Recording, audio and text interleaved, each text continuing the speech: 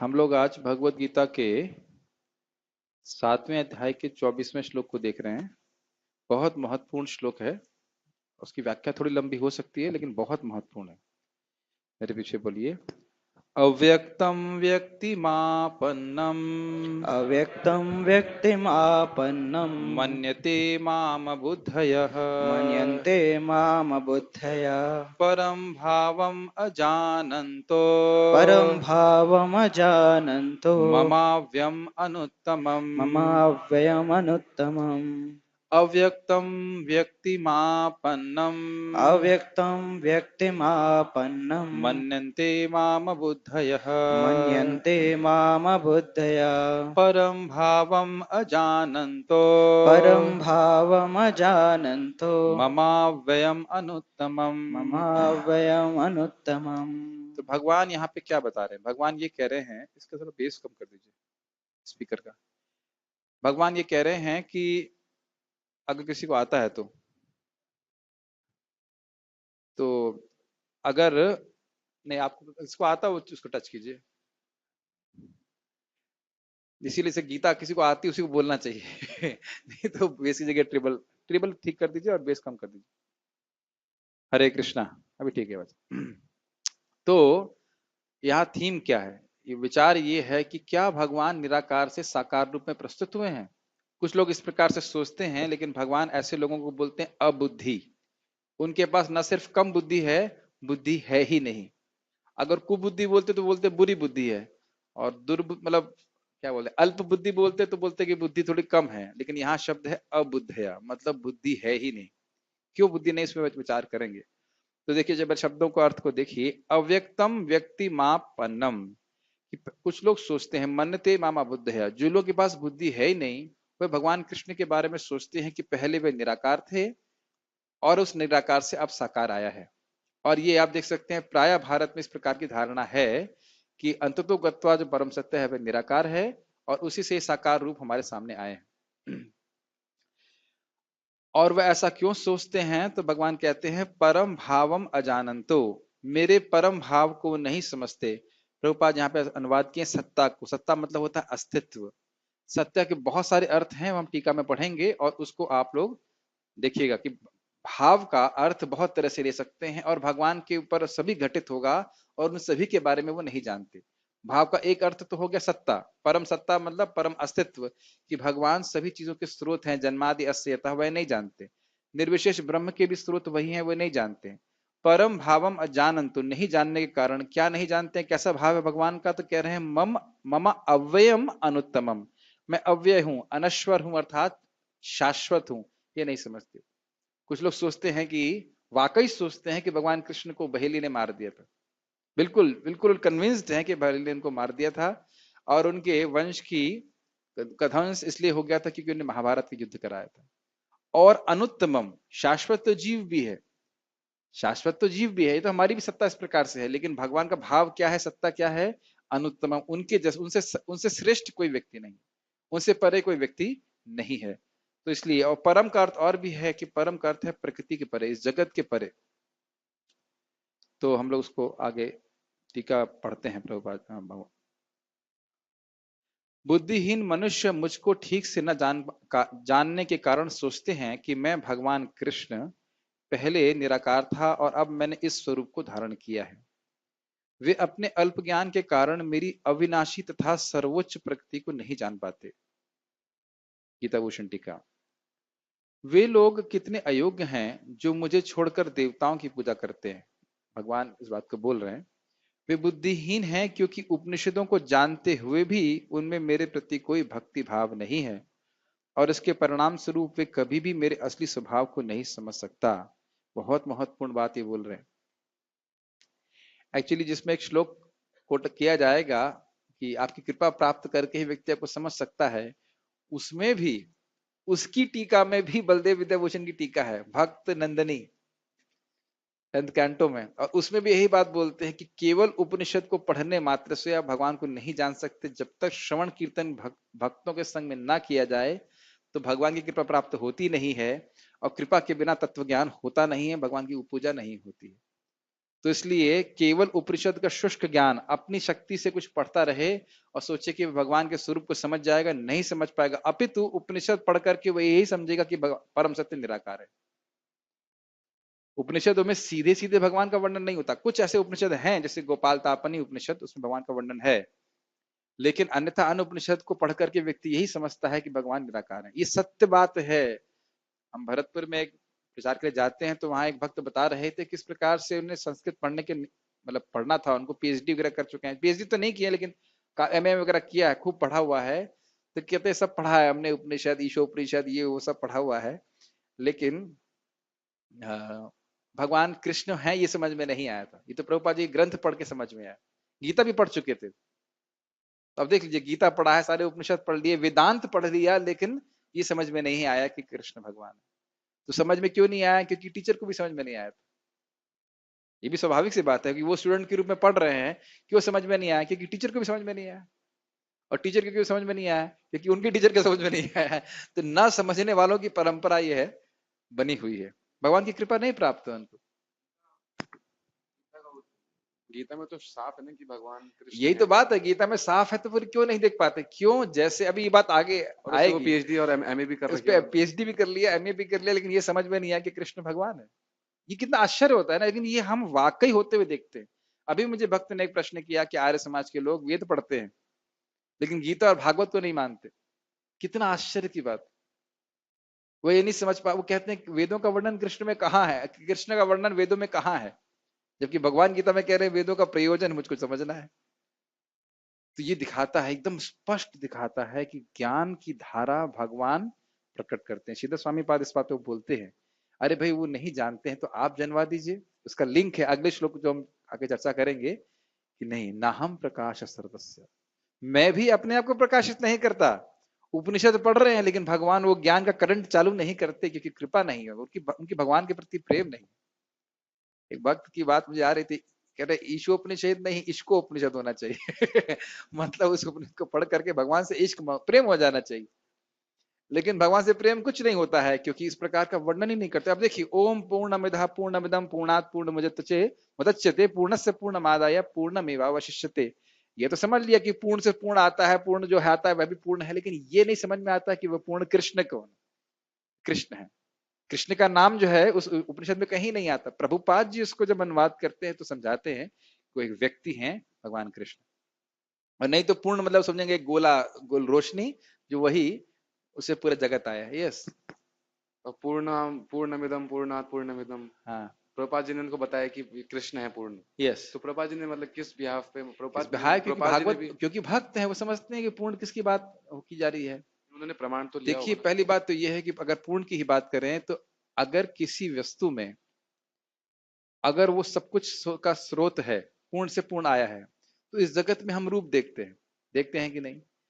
अगर वो पूर्ण निराकार है तो उसमें अपूर्णता का दोष लग जाएगा, क्योंकि उसके पास आकार नहीं है।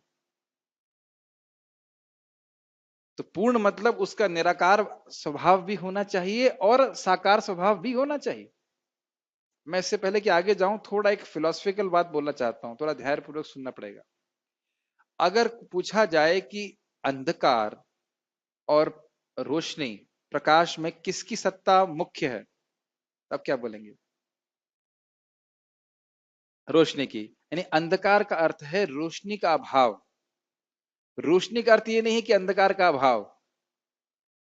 प्रकाश की सत्ता अंधकार पर निर्भर नहीं करती है। तो मुख्य गुण क्या हुआ? प्रकाश, ना कि अंधकार। उसी प्रकार से अगर निराकार कहें तो उसका अर्थ क्या हुआ? आकार का अभाव। तो आकार होना ये मुख्य गुण है और निराकार होना यह है गौण गुण है। गौण समझते हैं, सेकेंडरी गुण है। बहुत ध्यानपूर्वक सुनिए, बहुत अच्छी तरह से समझाया गया था। तो परम सत्य के पास सारे मुख्य गुण होने चाहिए और गौण गुण भी होने चाहिए। मेरी बात समझ में आ रही है? आप परम सत्य से सारी प्राइमरी गुण हटा दोगे तो परम सत्य रहा कहां?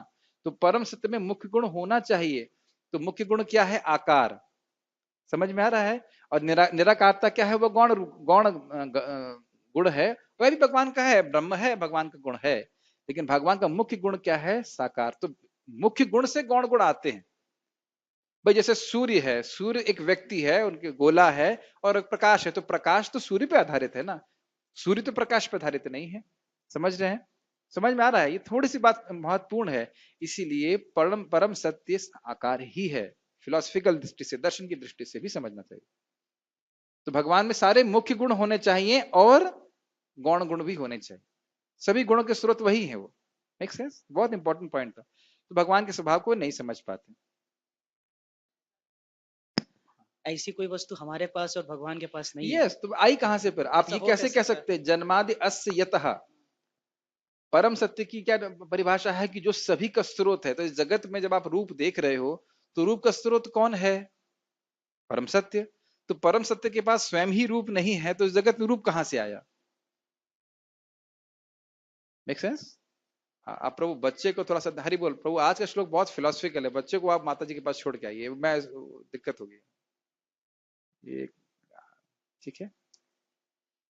तो इस प्रकार से, क्योंकि उनका भक्ति भावना नहीं है, इसलिए वो कभी भी नहीं समझ सकते। जैसे कोई व्यक्ति की दोनों आंखों में मोतिया बिंद हो, तो कभी भी सूर्य को नहीं समझ सकता। चाहे सूर्य तो हमेशा सामने उपलब्ध है, लेकिन सूर्य सामने होते हुए भी दोनों आंखों में मोतिया बिंद हो, तो व्यक्ति समझ नहीं सकता।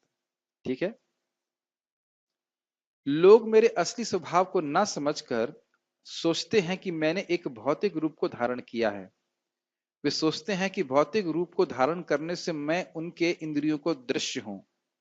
इसलिए ऐसा सोचते हैं, वे इसलिए ऐसा सोचते हैं क्योंकि आत्मा होते हुए आत्मा द्वारा ही प्रकाशित होने के कारण मैं इंद्रियों से इंद्रिय ग्राह्य नहीं हूं। ये समझिए, बड़ा सुंदर बात है। वो कहते हैं, इनका ये मत है कि भाई आत्मा तो इंद्रिय अतीत है।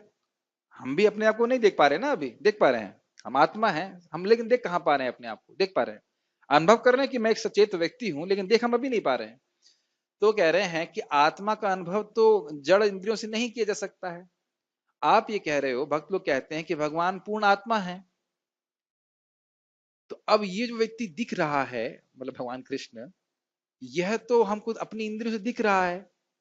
इंद्रियों से दिख रहा है, इसका अर्थ है कि जरूर भौतिक होगा। क्या उनके लॉजिक को आप समझ पा रहे हैं? वो कह रहे हैं कि जड़ इंद्रियों से केवल जड़ वस्तु को ही देखा जा सकता है। ये बात सत्य भी है, आध्यात्मिक वस्तुओं को नहीं देखा जा सकता है। तो भगवान जब यहाँ पे आते हैं, तो वो उनका जो रूप है वह भी भौतिक है, क्योंकि मैं अपनी इंद्रियों से देख पा रहा हूं।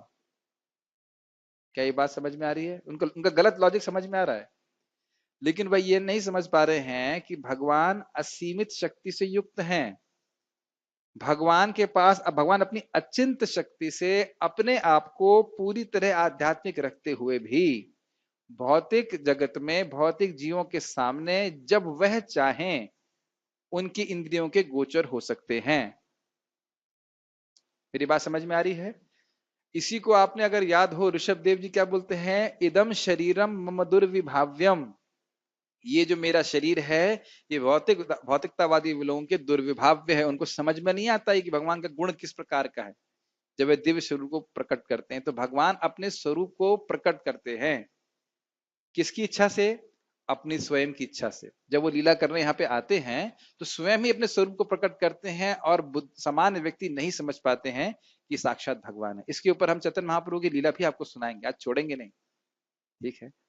कि किस प्रकार से शास्त्रज्ञ, न सिर्फ शास्त्रज्ञ, महान शास्त्रज्ञ, महान शास्त्र मतलब उसको कोई हरा नहीं सकता था, वह भी महाप्रभु को देखकर समझ नहीं पाया। इसलिए भगवान को देखने की बजाय भगवान के बारे में जब हम प्रामाणिक रूप से सुनते हैं भक्तों के संग में, तब हम भगवान के बारे में सही से समझ सकते हैं। शास्त्र, हाँ ये भी इंटरेस्टिंग है कि एक फिलोसफर है जाकिर नायक, वह भी शास्त्र जानते हैं, लेकिन उनको यह समझ में नहीं आ रहा कि कृष्ण भगवान है। ये भी आश्चर्य की बात है। बहुत सारे उदाहरण है, हम उनकी निंदा नहीं करना चाहते हैं, लेकिन ये प्रमाण है कि एक प्रामाणिक वैष्णव परंपरा में ज्ञान प्राप्त नहीं करता है, तो शास्त्र अपने से पढ़ने से समझ में नहीं आते, वो ज्ञान को प्रकाशित नहीं करते। ठीक है? तो ये लॉजिक आप लोगों को समझ में आया? लोगों का लॉजिक में क्या दिक्कत है? वो कह रहे हैं कि भगवान यहाँ पे आकर के दिख रहे हैं, और मेरी इंद्रियां जड़ हैं, इसलिए भगवान का रूप भी जड़ है। लेकिन इसी प्रकार से कुछ लोग कहेंगे हरे कृष्णा, ये है देखिए, हरे कृष्णा जो है ये पूरी तरह से शुद्ध आध्यात्मिक ध्वनि है। अब कहेंगे अरे मेरी जीभ तो जड़ है। देखिए ये बहुत इंपॉर्टेंट बात है, वैसे तो थोड़ा डाइवर्ट कर रहा हूँ उस पॉइंट पे, लेकिन इसी से संबंधित है। ये आपको जो जीव है वो दी किसने है? हम सभी लोगों को भगवान ने दी है। ये बात बहुत सुंदर है, ये वेद स्तुति में बात आती है कि क्या भगवान इंद्रिय ग्राह्य हैं? हाँ हैं। क्यों? क्योंकि ये इंद्रियां वस्तुतः उन्होंने इंसानों को या स्पेशली इंसानों को दी हैं ताकि वो भगवान को ग्रहण कर सकें, नामोच्चारण कर सकें, कथा सुन सकें। भगवान के संबंध में जो भी बात होती है वो भगवान से भिन्न होती है। ये जीव इसीलिए दी है कि भगवान के बारे में बोला जाए, भगवान का नाम जप किया जाए। तो जब हम भगवान का नाम जप कर रहे हैं तो वो जो ध्वनि है वह भगवान से अभिन्न है। Make sense?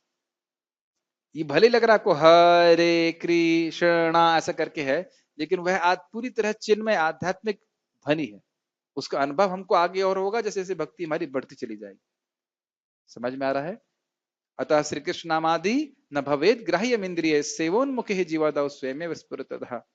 भगवान की जो दिव्य नाम रूप गुण है वो भौतिक इंद्रियों से नहीं समझे जाते हैं, लेकिन जब हम उनकी सेवा करना चाहते हैं तो भगवान स्वयं हमारी इंद्रियों को पकड़ लेते हैं। मेरी बात समझ में आ रही है? यह नहीं सोचना चाहिए कि मेरी जीभ अगर हरे कृष्णा बोल रही है तो ये एक भौतिक शब्द है। जिस प्रकार से अगर कोई भौतिकतावादी व्यक्ति भगवान की कृपा से उनको उस समय देख पा रहा है, इसका अर्थ यह नहीं कि स्वरूप उनका जो है वह भौतिक है। अब इसमें एक और रहस्य है। रहस्य ये है कि जरासंध और शिशुपाल भी कृष्ण को देख रहे हैं कि नहीं, लेकिन कोई प्रेम नहीं उत्पन्न हो रहा, कोई प्रेम अनुभव नहीं हो रहा। जो धोबी था उसने भी भगवान को देखा, भगवान ने कपड़े मांगे थे ना, नहीं दिया, कोई प्रेम नहीं था। और युधिष्ठिर महाराज भीम इत्यादि देख रहे हैं तो उनको अनंत सुख की प्राप्ति हो रही है। तो अगर स्वरूप भौतिक होता तो सबको एक ही जैसा अनुभव होता कि नहीं? मेरी बात समझ में आ रही है? किसी भी और व्यक्ति का जो स्वरूप है या रूप है जिस जगत में वो भौतिक होता है तो उसको देख के सभी को एक ही प्रकार का अनुभव मिलता है कि नहीं? लेकिन भगवान का स्वरूप चिन्मय है। ये बात समझ में आ रही कि नहीं? भगवान का स्वरूप चिन्मय है और उसका रहस्य ये है कि जो भक्त है उसको उसका सुख अनुभव होता है। गोपियों को अनंत रूप से सुखी लग रहे थे, कंदर्प कोटि कमनीय लग रहे थे, क्योंकि हृदय में भक्ति थी। समझ में आ रहा है? तो इसलिए भगवान का जो ये रूप है भले इंद्रिय ग्राह्य दिख रहा है, लेकिन ये पूरी तरह चिन्मय है। इसकी चिन्मयता का अनुभव उसी को होगा जिसके हृदय में भक्ति होगी। जितनी मात्रा में भक्ति होगी उतनी मात्रा में वो समझ पाएगा। ये बातें समझ में आ रही हैं? इसलिए अब यह आर्गुमेंट नहीं कर सकते कि भगवान जो है पहले निराकार थे और अब वो रूप में दिख रहे हैं तो उनका रूप भौतिक है। ये बिल्कुल भी नहीं होना चाहिए। ये भगवान के प्रति सबसे बड़ा अपराध है। Does it make sense? और एक और बात समझना चाहिए, अपराध का मतलब क्या है? जो वस्तु आध्यात्मिक है उसको भौतिक मानना और जो वस्तु भौतिक है उसको आध्यात्मिक मानना। तो भगवान का स्वरूप पूरी तरह से चिन्मय है, आध्यात्मिक है, उसको भौतिक मानना ही अपराध है। ठीक है, आगे बढ़ते हैं। वे कहते हैं किसी राजा की भांति मैंने माता देवकी तथा वसुदेव के पुत्र के रूप में सात्विक कर्मों द्वारा एक भौतिक शरीर के साथ जन्म लिया है।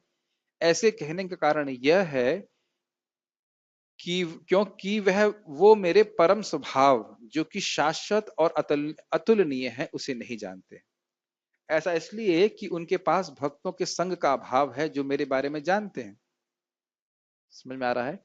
भक्तों को भक्ति करके भगवान का अनुभव प्राप्त होता है, अनुभव भी प्राप्त होता है, शास्त्र ज्ञान भी होता है। लेकिन क्योंकि वे भक्तों का संग नहीं करते हैं इसलिए, और स्वतंत्र रूप से शास्त्र पढ़ते हैं, भगवान शास्त्र के द्वारा भी उनको प्रकाशित नहीं करते। इसीलिए साधु गुरु वैष्णव क्या है? साधु गुरु साधु गुरु साधु शास्त्र साधु गुरु वाक्या चित्ते कोरिया ऐक्य। ये नरोत्तम दास ठाकुर जी बोलते हैं। शास्त्र की बात हम समझ रहे हैं लेकिन क्या हमारी समझावट ठीक है? तो वह गुरु और वैष्णव के मार्गदर्शन में सुनते हैं तब हम समझ पाते। ठीक है? हाँ, निराकारवादी होते लोग शास्त्र को सही मानते हैं। शास्त्र सही मानते हैं लेकिन शास्त्र को सही नहीं समझ पाते। क्योंकि देखिए जैसे महाप्रभु बोलते हैं पढ़ो भागवत किया वैष्णवेर स्थान है। तो भागवत समझना चाहते हो तो भक्त से सीखो, अपने मन से पढ़ोगे तो नहीं समझ में आएगा, वो दिखेगा ही नहीं उनको। अद्भुत बात है कि भक्ति हर जगह है और उनको भक्ति कहीं नहीं दिखती। वही उदाहरण उल्लू वाला, सूर्य हर जगह अपना प्रकाश दिखा रहा है और उल्लू को कहीं पे भी नहीं दिखाई पड़ता। अब ये बहुत सुंदर है। भाव सत्ता स्वभावा अभिप्राया चेष्टात्म जन्मसु क्रिया लीला पदार्थेषु विभूति बुद्ध जंतुषु। भाव के अलग अलग अर्थ हैं। भगवान कह रहे हैं परम भावम जनांतो। और आप देखेंगे काफी सारे अर्थ भगवान पे घटित होते हैं। कुछ अर्थ नहीं होंगे घटित, मतलब घटित समझते हैं, मतलब भगवान पे लागू होंगे। देखिए जरा विचार कीजिए, भाव का अर्थ क्या है? सत्ता, यानी भगवान के अस्तित्व, परम अस्तित्व को नहीं समझ पाते। स्वभाव, भगवान के परम स्वभाव, उनकी भक्त वात्सल्यता, शरणागत वत्सलता, दिव्यता, वह समझ नहीं पाते। अभिप्राय, किस अभिप्राय, अभिप्राय समझते हैं किस उद्देश्य से भगवान इस जगत में आते हैं, क्यों वह लीला करते हैं, यह उनको समझ नहीं आता। चेष्टा, कितना सुंदर अर्थ है। आप देखिए एक एक शब्द का अर्थ आप ले लीजिए, सब पे भगवान पे घटित हो रहा है। चेष्टा करते क्या हुआ, भगवान क्यों क्या क्या चेष्टा कर रहे हैं, किस उद्देश्य से कर रहे हैं।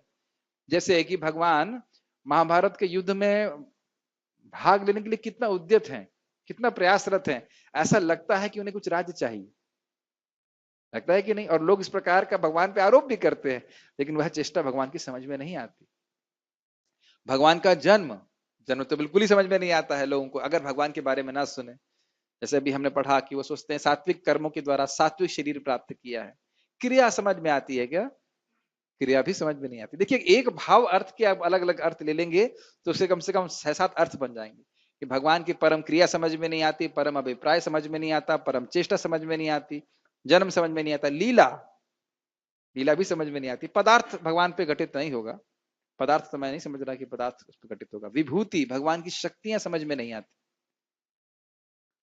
और बुद्धिमान व्यक्ति और जंतु, यह भगवान पे नहीं होगा। तो आप देख सकते हैं कि इस प्रकार से भाव के इतने सारे अर्थ हैं, और इन सभी के दिव्य स्वभाव को जो लोग अल्पज्ञ हैं या अज्ञ कहना चाहिए, जिनके पास बुद्धि नहीं है, वह नहीं समझ पाते।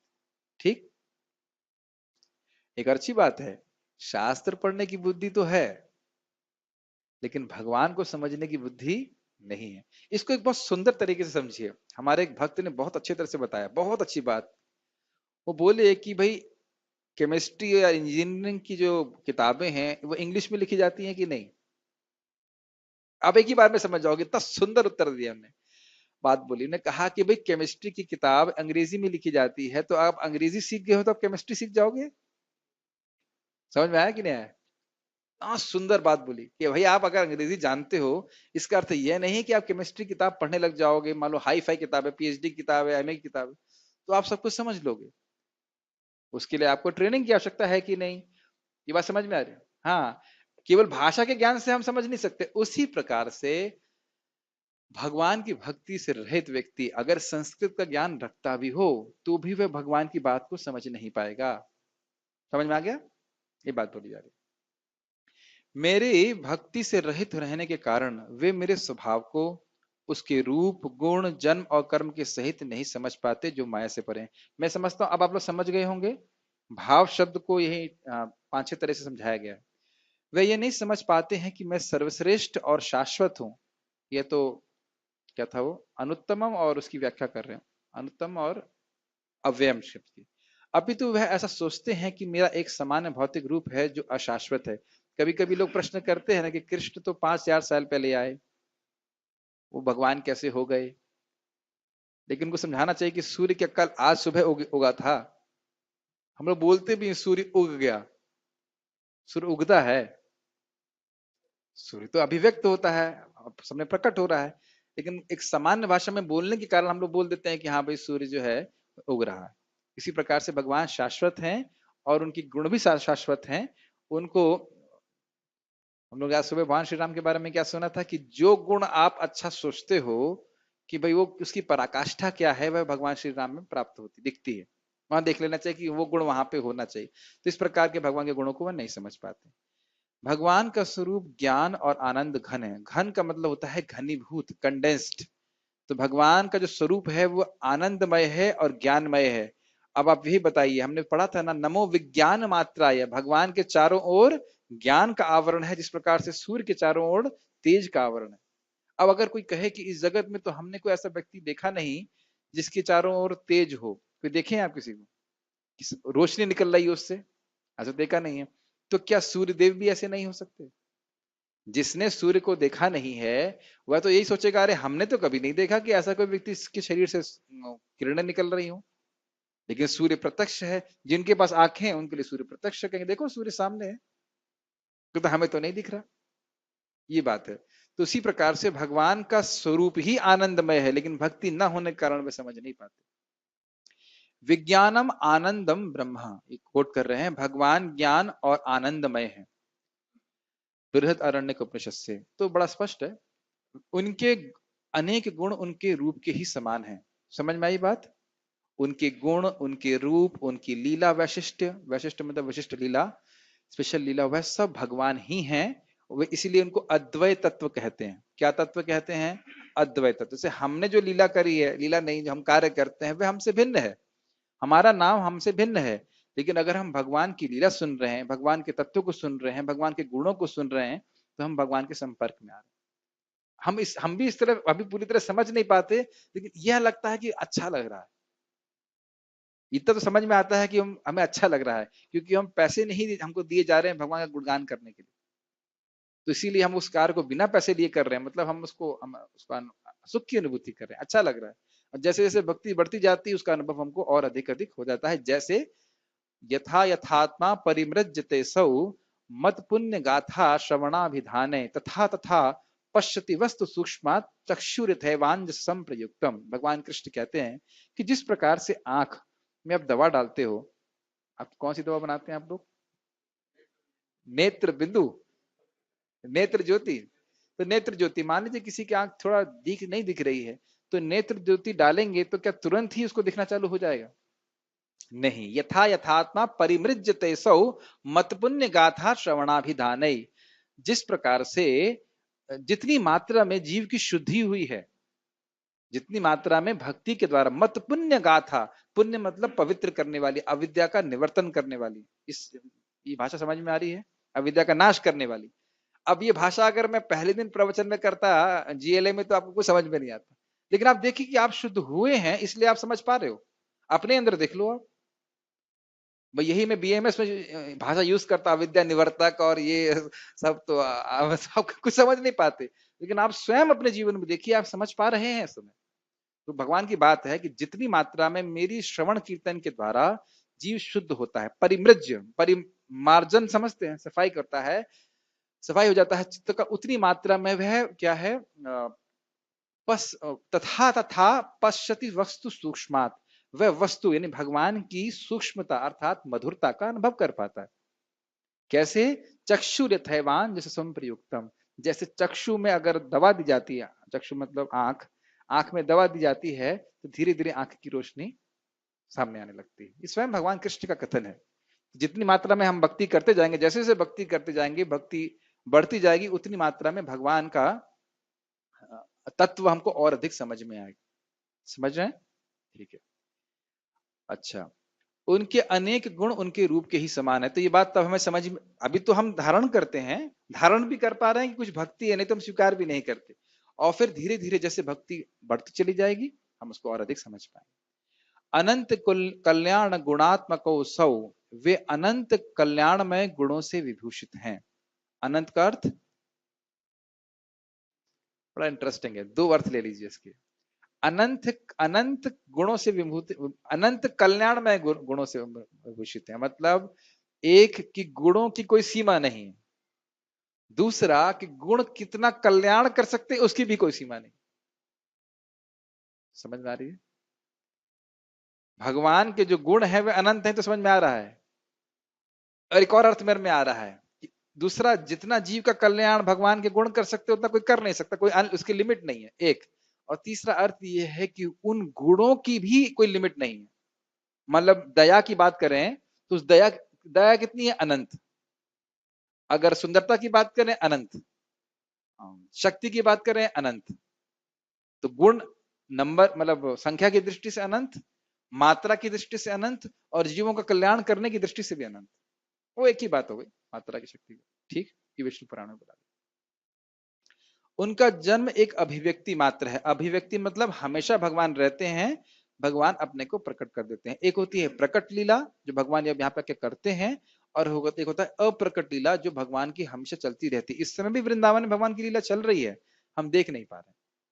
तो जो शुद्ध भक्त है वह देख पाते हैं उसको। तो कभी कभी जैसे भगवान आप जानते हो ब्रह्मा जी के दिन में एक बार इस ब्रह्मांड में अपनी प्रकट लीला करते हैं। प्रकट मतलब उनकी इच्छा से सामान्य लोग भी उसको देख पाते हैं, लेकिन उसकी मधुरता का अनुभव कौन कर पाता है? जो भगवान के भक्त। अब आपको समझ में आ रहा होगा ये बात। अजोपि सन्न अव्यात्मा, यद्यपि मेरा जन्म होता है फिर भी मैं शाश्वत हूं। अजोपि मतलब मेरा जन्म कभी नहीं होता है, लेकिन फिर भी मैं प्रकट होता हूं। भाई जैसे मैंने उदाहरण दिया था, सूर्य उगता नहीं है, सूर्य केवल आप हमारे सामने अभिव्यक्त होता है। अभिव्यक्त का अर्थ समझते हैं? यस। देखिए बात बहुत सिंपल लगती है, लेकिन तभी समझ में आती है जब हम भक्त के मुख से सुनते हैं, भक्त संग में सुनते हैं। ऐसा नहीं कि हम भारतीय थे तो हमें कृष्ण के बारे में सब कुछ पता था, कुछ भी पता नहीं था ना। और भगवान के बारे में जानने मात्र से व्यक्ति भगवान के धाम चला जाता है। यद्यपि वे अव्यक्त हैं, परंतु अपने उपासकों के प्रति करुणा के कारण वे उनके समक्ष अपने को व्यक्त करते हैं। अव्यक्त है मतलब प्रकृति के परे हैं, लेकिन भगवान अपने जो उनकी भक्ति करता है उनके सामने भगवान प्रकट होते हैं। एक बहुत सुंदर बात पार्थ प्रभु बता रहे थे। इनने एक चंडीगढ़ के ब्रह्मचारी को पूछा कि प्रभु जी कभी आप, अब बताओ याद आ रहा है वो बात, कि आप कभी मंगल आरती आधे घंटे में समाप्त कर देते हो, कभी आप 25 मिनट में कर देते हो। बहुत सुंदर बात है, बोलो बोलो बोलो बोलो बोलो, बहुत अच्छी बात है। उन्होंने बोला प्रभु जी का नाम बताइएगा, क्या नाम था उनका? तिलक नाम बोलते हैं, तिलक। हाँ, क्या बोले, उनका उत्तर क्या था? कह रहे भाव मेरे को आ जाता है। अब भूल गए। बहुत सुंदर बात उन्होंने बोले कि देखिए कह रहे थे पुजारी कि कभी कभी मुझे अनुभव होता है कि साक्षात भगवान वहां पे प्रकट हैं, तो इसलिए मैं आरती करता ही जाता हूँ। और कभी कभी समान रूप से आरती करता हूँ तो पूरा कर देता हूँ। तो अब देखिए कि भगवान तो हैं, भगवान कभी कभी अपने भक्त को प्रकट, अपने भक्त के सामने उसके हृदय में इस ज्ञान को प्रकट कर देते हैं। इस प्रकार से देखिए ना, कभी कभी हम लोग को लगता है कि जब छोड़ मतलब हम छोड़े ही नहीं, सभी को कभी कभी भगवान प्रकार से अनुभव देते हैं।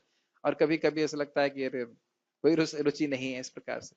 तो खैर जो भी है, भगवान जो है अपनी कृपा करके अपने भक्तों के समंग अपने ऐश्वर्य माधुर्य को प्रकट करते हैं। न शक्य स त्वया दृष्टम अस्माभिर्वा बृहस्पते, यस्य प्रसादम कुरुते स वै तम दृष्टमर्हति। हे बृहस्पति, वे मेरे तथा आपके द्वारा देखे नहीं जा सकते, लेकिन वो व्यक्ति जिन्हें वे अपनी कृपा प्रदान करते हैं वो उन्हें देख सकता है। बहुत सुंदर बात ऐसे उपनिषद की भी कहती है कि बहुत प्रवचन करने से, अब प्रवचन का अर्थ कौन सा हो गया? मन गढ़ंत प्रवचन करने से हमें उस सच्चिदानंद की प्राप्ति करनी है, हमें उस सच्चिदानंद की प्राप्ति करनी है। यहाँ पे हम लोग गए थे कुंभ मेला में, खूब जोर जोर से सन्यासी बोले थे हमें उस सच्चिदानंद की प्राप्ति करनी है, लेकिन ये नहीं बता रहे वो सच्चिदानंद है कौन। तो इस प्रकार के व्याख्यान से भगवान प्रसन्न नहीं होते हैं। प्रवचन भगवान के अनुसार होना चाहिए, परंपरा में जो ज्ञान दिया जा रहा है उसको बोलने से भगवान प्रसन्न होते हैं, वो कृपा करते हैं। समझ में आ रही है? और ये सारे प्रवचन इसीलिए किए जाने चाहिए ताकि भगवान प्रसन्न हो। अब हम यही आके बोलते रहे कि निराकार से साकार आया तो भगवान कभी प्रसन्न नहीं होने वाले। और बहुत बुद्धि के द्वारा भगवान को हम समझ सके ऐसा नहीं है। नायम आत्म प्रवचन न लभ्यो न बुद्धिया, ऐसे करके श्लोक आता है कि जिसको भगवान स्वयं प्रकट करना चाहते हैं वही भगवान को समझ सकता है। तो किसको समझ करना चाहते हैं? जो भगवान की भक्ति करता है। भक्त्या क्या है? भक्त्या माम ही जाना थी। तो अभी हम लोग भक्ति कर रहे हैं क्योंकि जैसे पूर्ववर्ती आचार्यों ने बोला उसी बात को हम सामने रख रहे हैं, इससे भगवान प्रसन्न होते हैं। समझ में आ रही बात? तात्पर्य पढ़िए अनुपम कृष्ण प्रभु। तात्पर्य, देवताओं के उपासकों को अल्पज्ञ कहा गया है। भगवान कृष्ण अपने साकार रूप में यहाँ पर अर्जुन से बातें कर रहे हैं, किंतु तब भी निर्विशेषवादी अपने अज्ञान के कारण तर्क करते रहते हैं कि परमेश्वर का अनंत स्वरूप नहीं होता। छोटी सी टीका चक्रवर्ती बात की बहुत सुंदर समझ, कहते हैं भाई देवता जो उपासक है वो तो अल्पज्ञ हैं, मान लिया भाई, वो कर्म कांड ही पढ़े हैं, वो ज्ञान कांड नहीं पढ़े हैं। लेकिन जो ज्ञान कांड पढ़ा हुआ है, उपनिषद वगैरह पढ़ा है, उसको तो ज्ञान होता है, तो वह क्यों नहीं आपकी भक्ति करता? तो यहाँ पे यही बात बोल रहे हैं। समझ पा रहे हैं मेरी बात?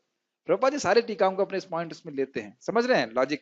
वो कह रहे हैं कि भाई जो ज्ञानी है, शुष्क ज्ञानी जो खाली निर्विशेष की उपासना करता है, तो उसको तो ज्ञान है ना, तो वह आपकी उपासना क्यों नहीं करता, वह भक्ति क्यों नहीं करता? तो यही बोल रहे हैं कि वो तथाकथित निर्विशेष बात का ज्ञान होने के बाद भी, सतगुण में स्थित रहने के बाद भी वह ये नहीं समझ पाते कि भगवान एक व्यक्ति है कि नहीं। यस, पढ़िए। श्री रामानुजाचार्य की परंपरा के महान भगवत भक्त यामुनाचार्य ने इस संबंध में 2 अत्यंत उपयुक्त श्लोक कहे हैं। ये बहुत सुंदर है। एक भक्त ने मुझसे यही पूछा आज कि उन्हें कोई समझ में क्यों नहीं आता है, तो इस श्लोक को जरा सुनिएगा, बहुत सुंदर।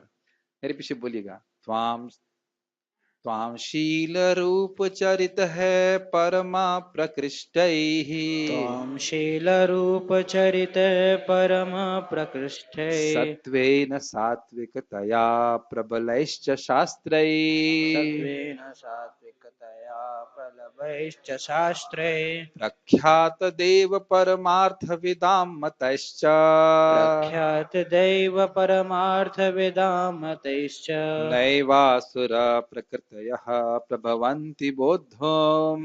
नैवासुरा प्रकृतया प्रभवन्ति बोद्धुम्। फिर से बोलते हैं, बहुत श्लोक बहुत अच्छा है ना, पर फिर से बोलते हैं। देखिए, बड़ा अर्थ समझ लीजिए। आपके शील रूप चरित्र परम प्रकृष्ट हैं, बिल्कुल शास्त्र में स्पष्ट वर्णन है, सारे शास्त्र में प्रबल रूप से वर्णन है, लेकिन आप प्रख्यात भी हैं देवता के रूप में, भगवान के रूप में, लेकिन जो असुर प्रकृति के लोग हैं उनकी बुद्धि में समझ में नहीं आता। फिर से श्लोक को बोलते हैं। त्वं त्वां शील रूप चरित है परमा प्रकृष्टै त्वां शीलरूपचरिते परम प्रकृष्टे सत्त्वेन सात्विकतया प्रबलैश्च शास्त्रैः सत्त्वेन सात्विकतया प्रलभैश्च शास्त्रे प्रख्यात देव परमार्थविदां मतैश्च प्रख्यात दैव परमार्थविदां मतैश्च नैवासुर प्रकृतयः प्रभवन्ति बोद्धुम्। नैवासुरा प्रकृतया प्रभवन्ति तो बोद्धुम्। मन करता है बार बार बोले, लेकिन हम प्रवचन आगे पढ़ना है। पढ़िए। अब समझ में आ रहा है कि लोगों को समझ में क्यों नहीं आ रहा है? ये समझ में आ रहा है क्योंकि असुर प्रकृति है। वही उदाहरण दे महाराज, बड़ा सब बोलते हैं कि एक बार, बहुत अच्छा उदाहरण लगता है मेरे को, एक बार एक हंस एक बार हंस, रात हो गई तो एक पेड़ में जाके बैठ गया, तो वहां पे उल्लुओं के समाज था। उल्लू बोले तुम कौन हो? कह रहे मैं हंस हूँ। अच्छा हंस हो, क्यों आए यहाँ पे, क्या काम है तुम्हें? तो बोले सूर्य अस्त हो रहा था, अस्त हो गया था, तो अब मैं उड़ान नहीं भर सकता था, इसलिए मैं यहाँ पे विश्राम करने आ गया। सूर्य, सूर्य किस चिड़िया का नाम होता है? अब उल्लुओं को यही लग रहा है कि जगत में जो कुछ भी है वह केवल चिड़िया ही है। अब उसको क्या समझाए कि भाई सूर्य जो है, सूर्य कोई चिड़िया नहीं होता है। वो समझाने का प्रयास भी कि अभी सूर्य उगता है और पूरी जगत पे रोशनी देता है, लेकिन उल्लू सब मजाक में, देखो आ गया पागल कहीं का, मूर्ख कहीं का, से कुछ पता नहीं है। इस प्रकार से लोग भक्तों को भावुक कहते हैं। भक्तों का भाव होता है, लेकिन इसका अर्थ ये नहीं कि उन्हें कोई तत्व ज्ञान नहीं होता। अभी तो ऐसे लोग जो भगवान को निराकार कहते हैं वो उन लोगों के तरह हैं। क्यों? यही बात यहाँ पे श्लोक से संबंधित है। जैसे सूर्य उदित होगा, उल्लू कौन से दिव्य गुण को प्रकाशित करेगा? तो पता है, उल्लू का एक दिव्य गुण है कि जैसे ही सूर्य उगेगा उसे दिखना बंद हो जाएगा। कितना अद्भुत बात है। इसीलिए प्रभुपाद जी कहते हैं गीता सूर्य के समान है। अगर आप पक्के नालायक ना हो तब तक आप गीता को इंटरप्रेट नहीं कर सकते। एकदम स्पष्ट भगवान बोल रहे हैं, लेकिन महामूर्ख लोग जो इनका भगवान में विश्वास नहीं है, अपने मन से इस प्रकार की बातों को व्याख्या करते हैं, इससे भगवान कभी प्रसन्न नहीं होते। यही बात आप बोल रहे हैं कि आपका शील चरित्र गुण सब कुछ स्पष्ट है कि नहीं? भागवत के किस श्लोक में भगवान का महिमा नहीं वर्णन है? सभी में वर्णन है, लेकिन भागवत पढ़ने के बाद, गीता पढ़ने के बाद भी उनकी मति भगवान में नहीं लगती। तो ये क्यों कारण है? उनका कारण ये है असुर स्वभाव, भगवान से विरुद्ध हो रहने का स्वभाव। यस, कुछ पूछ रहे थे आप? माइक पे बोलिए। तो जी आपके हिसाब से सेकंड लाइन मतलब बता दें। सत्वेना सात्विकतया प्रभवैश्च, क्या कह रहे हैं? सेकंड लाइन का मतलब नहीं। अभी अनुवाद पढ़ लेते हैं। yes. हे प्रभु, व्यासदेव तथा नारद जैसे भक्त आपको भगवान रूप में जानते हैं। मनुष्य विभिन्न वैदिक ग्रंथों को पढ़कर आपके गुण, रूप तथा कार्यों को जान सकता है और इस तरह आपको भगवान के रूप में समझ सकता है। हाँ, तो यानी वैदिक ग्रंथों का महत्व नहीं हो ऐसा नहीं कहा जा रहा है। वैदिक ग्रंथों का बहुत महत्व है। क्या है श्लोक वो? माया मुग्ध जीव नाही स्वतः कृष्ण ज्ञान, जीवेर कृपाए कैला कृष्ण वेद पुराण। जो माया से मुग्ध जीव है वह अपने आप भगवान को नहीं जान सकता है, इसलिए भगवान ने कृपा करके वेद और पुराण की रचना करी है। लेकिन ये मूर्ख लोग वेद पुराण पढ़ के भी समझ नहीं पाते ये बात। यस। किंतु जो लोग रजो तथा तमोगुण के वश में हैं, ऐसे असुर तथा अभक्त गण आपको नहीं समझ पाते। ऐसे अभक्त वेदांत, उपनिषद तथा वैदिक ग्रंथों की व्याख्या करने में कितने ही निपुण क्यों ना हो, वे भगवान को समझ नहीं नहीं पाते। पाते। तो ब्रह्म एक बात समझना चाहिए कि आप कहेंगे हाँ यानी कि सत्वगुण की वृद्धि भी हो सकती है, खूब सत्वगुण हो सकता है, खूब ध्यान कर सकते हैं, लेकिन भगवान का ध्यान उनके चरणों में नहीं, उनको नहीं आ पाएगा। बहुत सुंदर बात चैतन्य भागवत में है कि श्रीवास ठाकुर के घर में जब भगवान चैतन्य महाप्रभु का अभिषेक हो रहा था, तो वहां पे भी ये बात आती कि वह चरण कमल जो ब्रह्मा जी और शिव जी को भी प्राप्त नहीं है, उन चरण कमल या भगवान श्री चैतन्य महाप्रभु को की साक्षात सेवा श्रीवास ठाकुर जी के घर का सेवक भी कर रहा है। ये बात समझ में आ रही है आपको? साक्षात उनको जल दे रहे हैं, एक दुखी नाम की माता जी थी, वो जल लेके आ रही हैं, उनके चरणों की सेवा कर रहे हैं, उनके प्रसाद प्राप्त कर रहे हैं। महाप्रभु कहते भी हैं कि श्रीवास तुम्हारे घर, तुम्हारे गांव का, घर का नहीं, तुम्हारे गांव का कुत्ता भी मुझे बहुत प्रिय है। एकदम स्पष्ट चैतन्य भागवत में बोलते हैं। तो ये बिल्कुल जैसे कि प्रभु, बहुत सुंदर, प्रभुपाद जी कुछ फिलोसफर से बात कर रहे थे, उन्होंने बोला भगवान कौन है? तो बोले हम भगवान के बारे में जानते हैं, लेकिन हम ये नहीं जानते कि भगवान कौन है। और फिर उन्होंने सरस्वती को, माता क्या नाम था उनका, यमुना माता जी नहीं, मालती माता जी की लड़की को पूछा भगवान कौन है, तो बोला Krishna is supreme personality of God है। बड़ा प्रत्यक्ष, भगवान उनके लिए बिल्कुल भी अलभ्य नहीं है, अलभ्य मतलब अप्राप्य नहीं है, लेकिन भगवान के भक्त के शरणागत होगा तब, अन्यथा नहीं। क्या है, वेदेश दुर्लभम अधुर्लभम आत्म भक्तो, वेद का स्वतंत्र रूप से अध्ययन करेगा, भगवान नहीं प्राप्त होने वाले, ये बहुत कठिन होगा, लेकिन जो आत्म भक्त है, जो उनके भक्त हैं, उनके लिए सुलभ है भगवान। समझ में आ रहा है बात? यस, पढ़िए। ब्रह्म संहिता में बताया गया है कि केवल वेदांत साहित्य के अध्ययन से भगवान को नहीं समझा जा सकता। यही पढ़ी मेरे वाणी से निकल ही गया, यही बात बोल रहे हैं ना, वेदेश दुर्लभम अदुर्लभम आत्म भक्त। यस, परम पुरुष को केवल भगवत कृपा से ही जाना जा इस सकता पे है। हम लोग और व्याख्या करेंगे कि भगवान को केवल कृपा से ही जाना सकता है, कृपा कैसे प्राप्त करेंगे उसको भी हम वर्णन करेंगे। ये बस पॉइंट पकड़ लीजिएगा, उसको आगे हम चर्चा करेंगे। हाँ, अतः इस श्लोक में स्पष्ट रूप से कहा गया है कि न केवल देवताओं के उपासक अल्पज्ञ होते हैं, अपितु वे अभक्त भी जो कृष्ण भावनामृत से रहित हैं, जो वेदांत तथा वैदिक साहित्य के अध्ययन में लगे रहते हैं, अल्पज्ञ हैं और उनके लिए ईश्वर के साकार रूप को समझ पाना संभव नहीं है। समझ में आ रहा है ना? जैसे एक वो प्रस्तुत करेंगे कि भाई भगवान का तो आत्मा स्वरूप है, तो उनके उनके शरीर से खून कैसे बह रहा है जब बाण लगते हैं, तो इसका कभी नहीं समझ सकते हैं। आचार्यगण बताते हैं कि जैसे जादूगर दिखाएगा, हमारे यहाँ मंदिर में एक जादूगर आया था, उसने एक लड़की के सर पे कुछ टोपी लगाई और टोपी में कुछ पेट्रोल डाला, फिर आग लगा दी, और वाकई आग लग रही थी। अब बताइए कि हमारी शिखा भी जला दी जाए, धुआं भी पकड़ ले, अगर हल्की सी आग पकड़ ले तो हम नाचेंगे, और वो लड़की नाच रही है, ऐसे खूब नाच रही है और उसके सर पे आग जल रही है, तो आपको क्या दिख रहा है? एकदम विरोधाभास लग रहा है ना, कि भाई आग लग रही है तो लड़की नाचेगी कैसे? दिख रहा है? नहीं दिख रहा? आप मेरे ख्याल से सभी लोग थे जो लोग उस यहाँ पे हमारे कृष्ण हॉल में हुआ था, तो एक सामान्य जादूगर भी एक विरोधाभास की स्थिति प्रस्तुत कर सकता है ना, जिसका सर पे आग लगी हो, नाचेगा क्यों, डांस क्यों करेगा, मुस्कुराएगा क्यों? तो भगवान की अपनी लीला शक्ति के द्वारा ऐसा प्रस्तुत नहीं कर सकते। वो आत्मस्वरूप हैं, उनको कोई भेद नहीं सकता, उनका शरीर चिन्मय है, लेकिन फिर भी वह अपनी लीला शक्ति के द्वारा ऐसा प्रस्तुत कर सकते कि उनके शरीर से खून निकल रहा है, ऐसे कर। क्यों? क्योंकि वह इस समय क्षत्रिय आवेश में है। ये अरे मान लीजिए वो बाण चलाते और बाण आर पार हो जाता, तो विष्णुदेव को भी कुछ अच्छा नहीं लगता और उनको भी कुछ अच्छा नहीं लगता। तो इसलिए लीला का आवेश में वो है, इनकी लीला शक्ति के द्वारा इस प्रकार संपादित होता है। ये नहीं सोचना चाहिए कि उनका रूप, उनका जो शरीर है वह भौतिक है।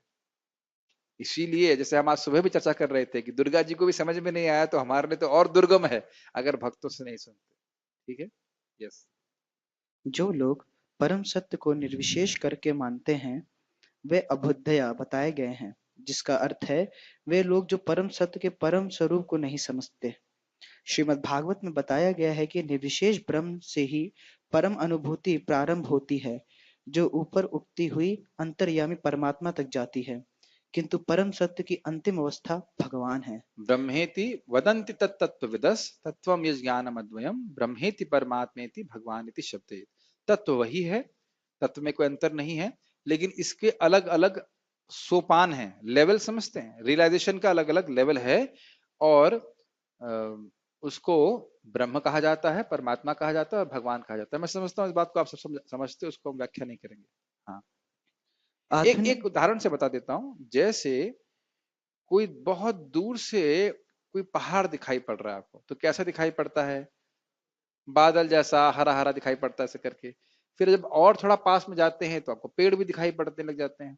फिर और पास में जाते हैं तो आपको जीव जंतु भी दिखाई पड़ते हैं, तो उसकी विविधताएं दिखाई पड़ती हैं। शुरुआत में इतनी विविधता नहीं दिखाई पड़ती है। तो इसी तरह से ब्रह्म जो है भगवान का निराकार स्वरूप है, उसमें कोई विविधता नहीं दिखती। और आगे जो अनुभूति है वो परमात्मा की अनुभूति है। और जब हम जिसमें हम भगवान के आनंदमयता को नहीं समझ पाते, भगवान के दिव्य गुण है हम नहीं समझ पाते, भक्त वात्सल्यता को नहीं समझ पाते, लेकिन भगवान का जब अनुभूति होती है तो हम समझ पाते हैं किस प्रकार से भगवान अपने भक्तों से प्रेम करते हैं।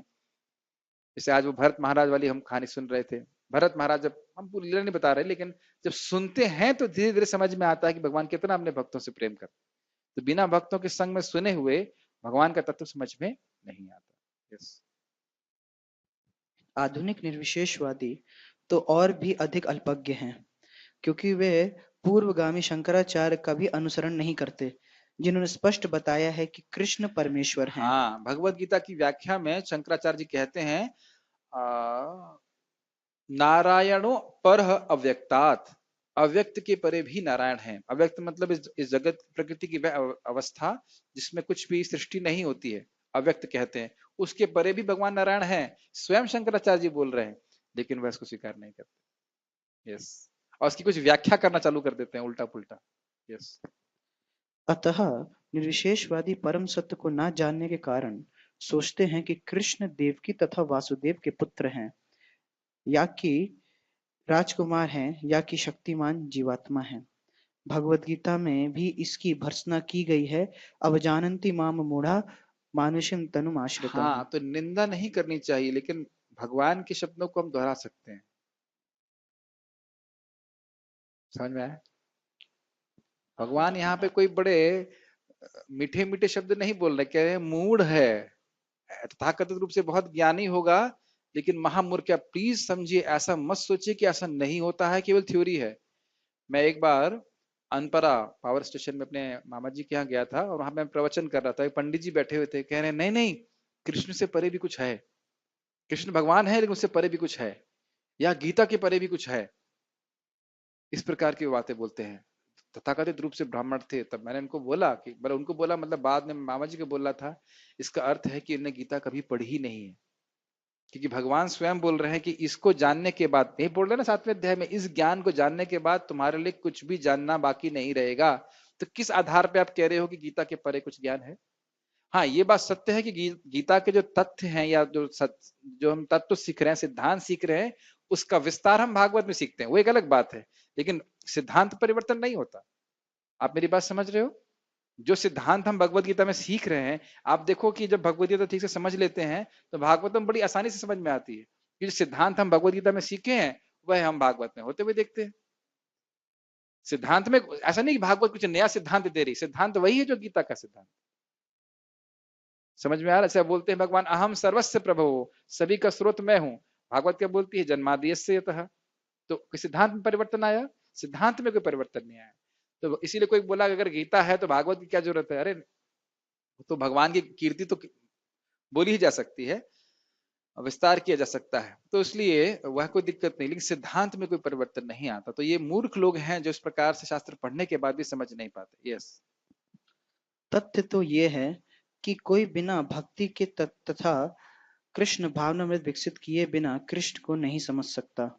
इसकी पुष्टि भागवत में हाँ, हुई है। इसको जरा बोला जाए।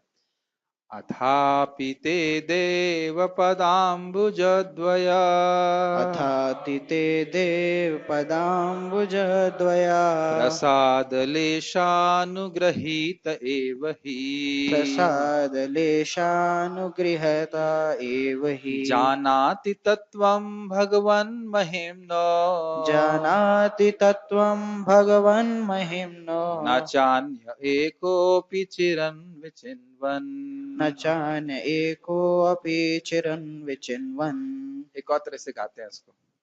अथापि ते देवपदाम्बुजद्वया अथापि ते देवपदाम्बुजद्वया प्रसादलेशानुगृहीत एव हि प्रसादलेशानुगृहीत एव हि जानाति तत्त्वं भगवन् महिम्नो जानाति तत्त्वं भगवन् महिम्नो न चान्य एकोऽपि चिरन् विचिन्वन्।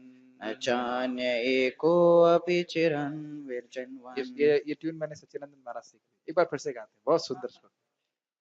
अथापि ते देवपदाम्बुजद्वया अथापि ते देवपदाम्बुजद्वया प्रसादलेशानुगृहीत एव हि प्रसादलेशानुगृहीत एव हि जानाति तत्त्वं भगवन् महिम्नो जानाति तत्त्वं भगवन् महिम्नो न चान्य एकोऽपि चिरन् विचिन्वन्।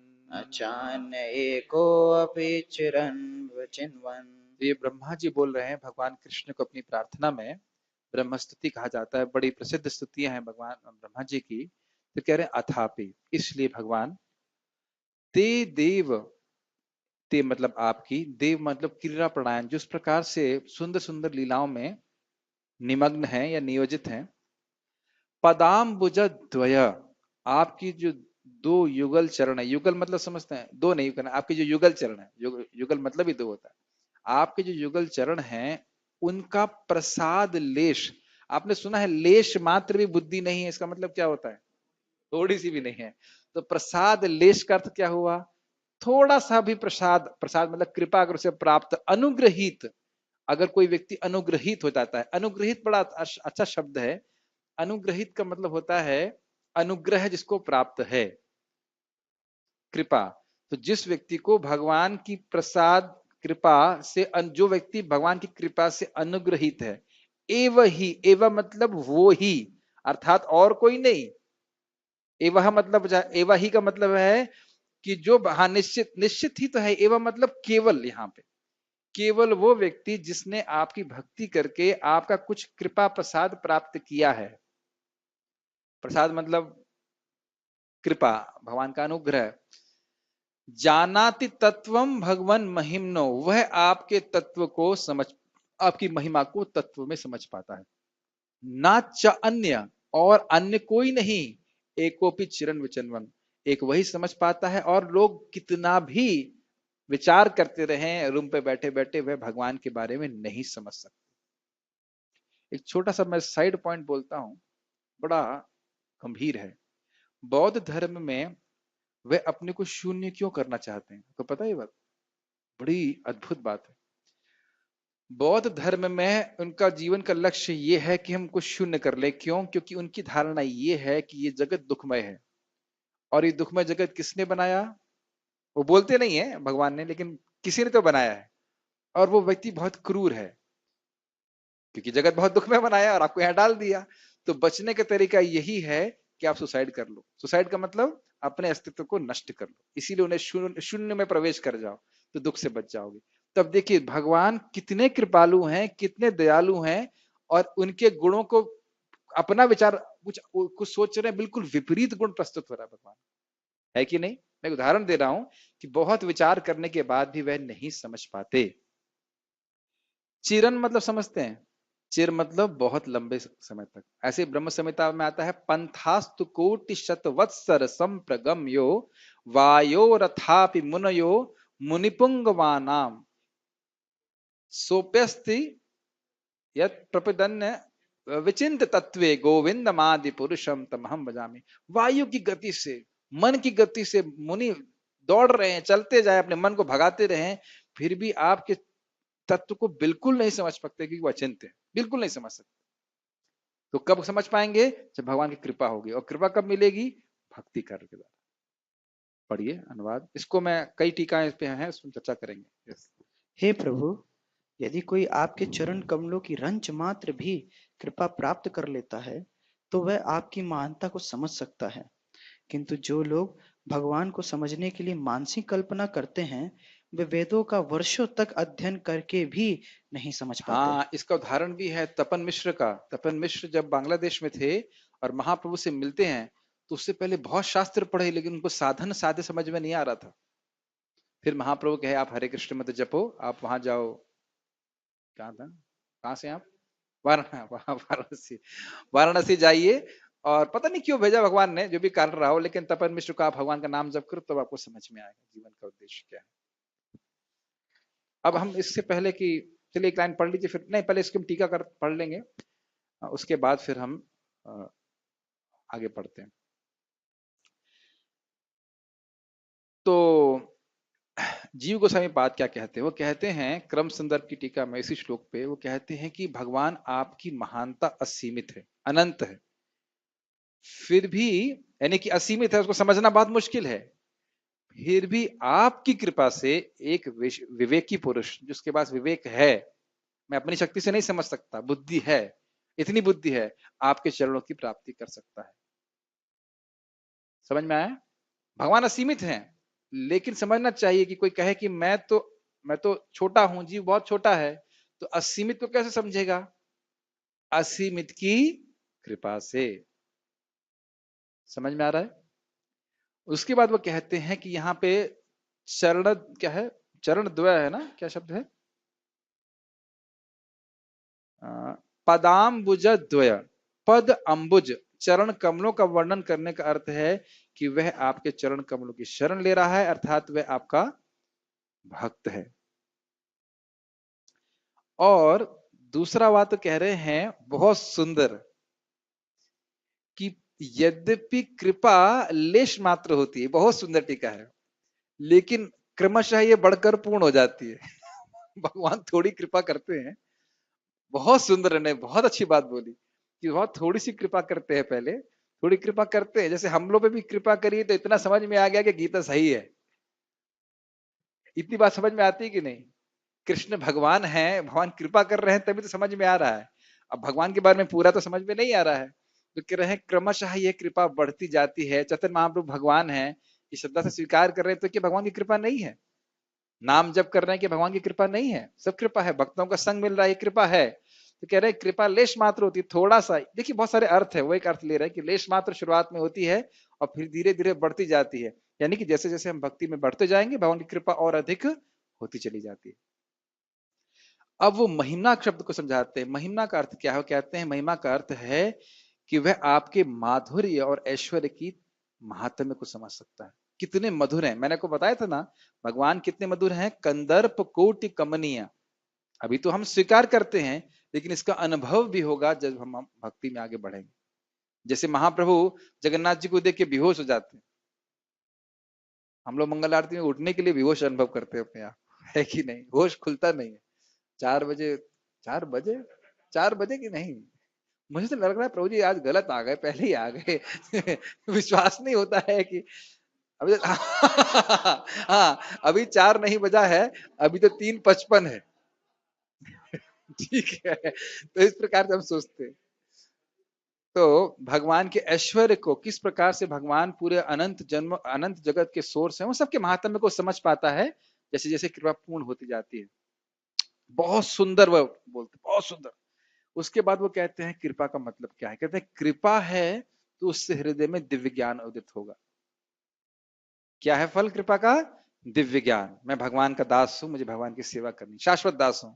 और दिव्य ज्ञान का फल क्या है? भगवान की उपासना करे, भगवान की सेवा करे।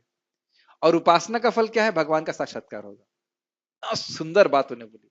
अब पता नहीं आपको सुंदर लग रहा है कि नहीं, लेकिन मेरे को तो बहुत सुंदर लगा।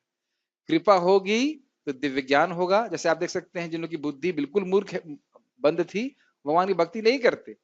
तो कृपा हुई है मतलब आप भगवान की उपासना करोगे, सॉरी दिव्य ज्ञान होगा, समझ में आएगा दिव्य ज्ञान। और दिव्य ज्ञान का फल क्या है? आप भगवान की सेवा करेंगे। हाँ, हमको समझ में आ गया कृष्ण की दास है, अब क्या करें? कुछ नहीं करेंगे, ऐसा नहीं, फिर आप भगवान की भक्ति करेंगे। और भक्ति करेंगे, सेवा करेंगे तो क्या फल प्राप्त होगा? भगवान का अनुभव प्राप्त होगा। भक्ति परेशानुभव विरक्ति अन्यत्र चैत। भक्ति से बहुत परेशानी होती है नहीं, पर ईश अनुभव प्राप्त होता है, भगवान का अनुभव प्राप्त होता है। उसके बाद कहते हैं बहुत शीघ्र होता है, इस प्रकार से प्रार्थना करें। सनातन गोस्वामी प्रात की कुछ टीका से हम ले रहे हैं।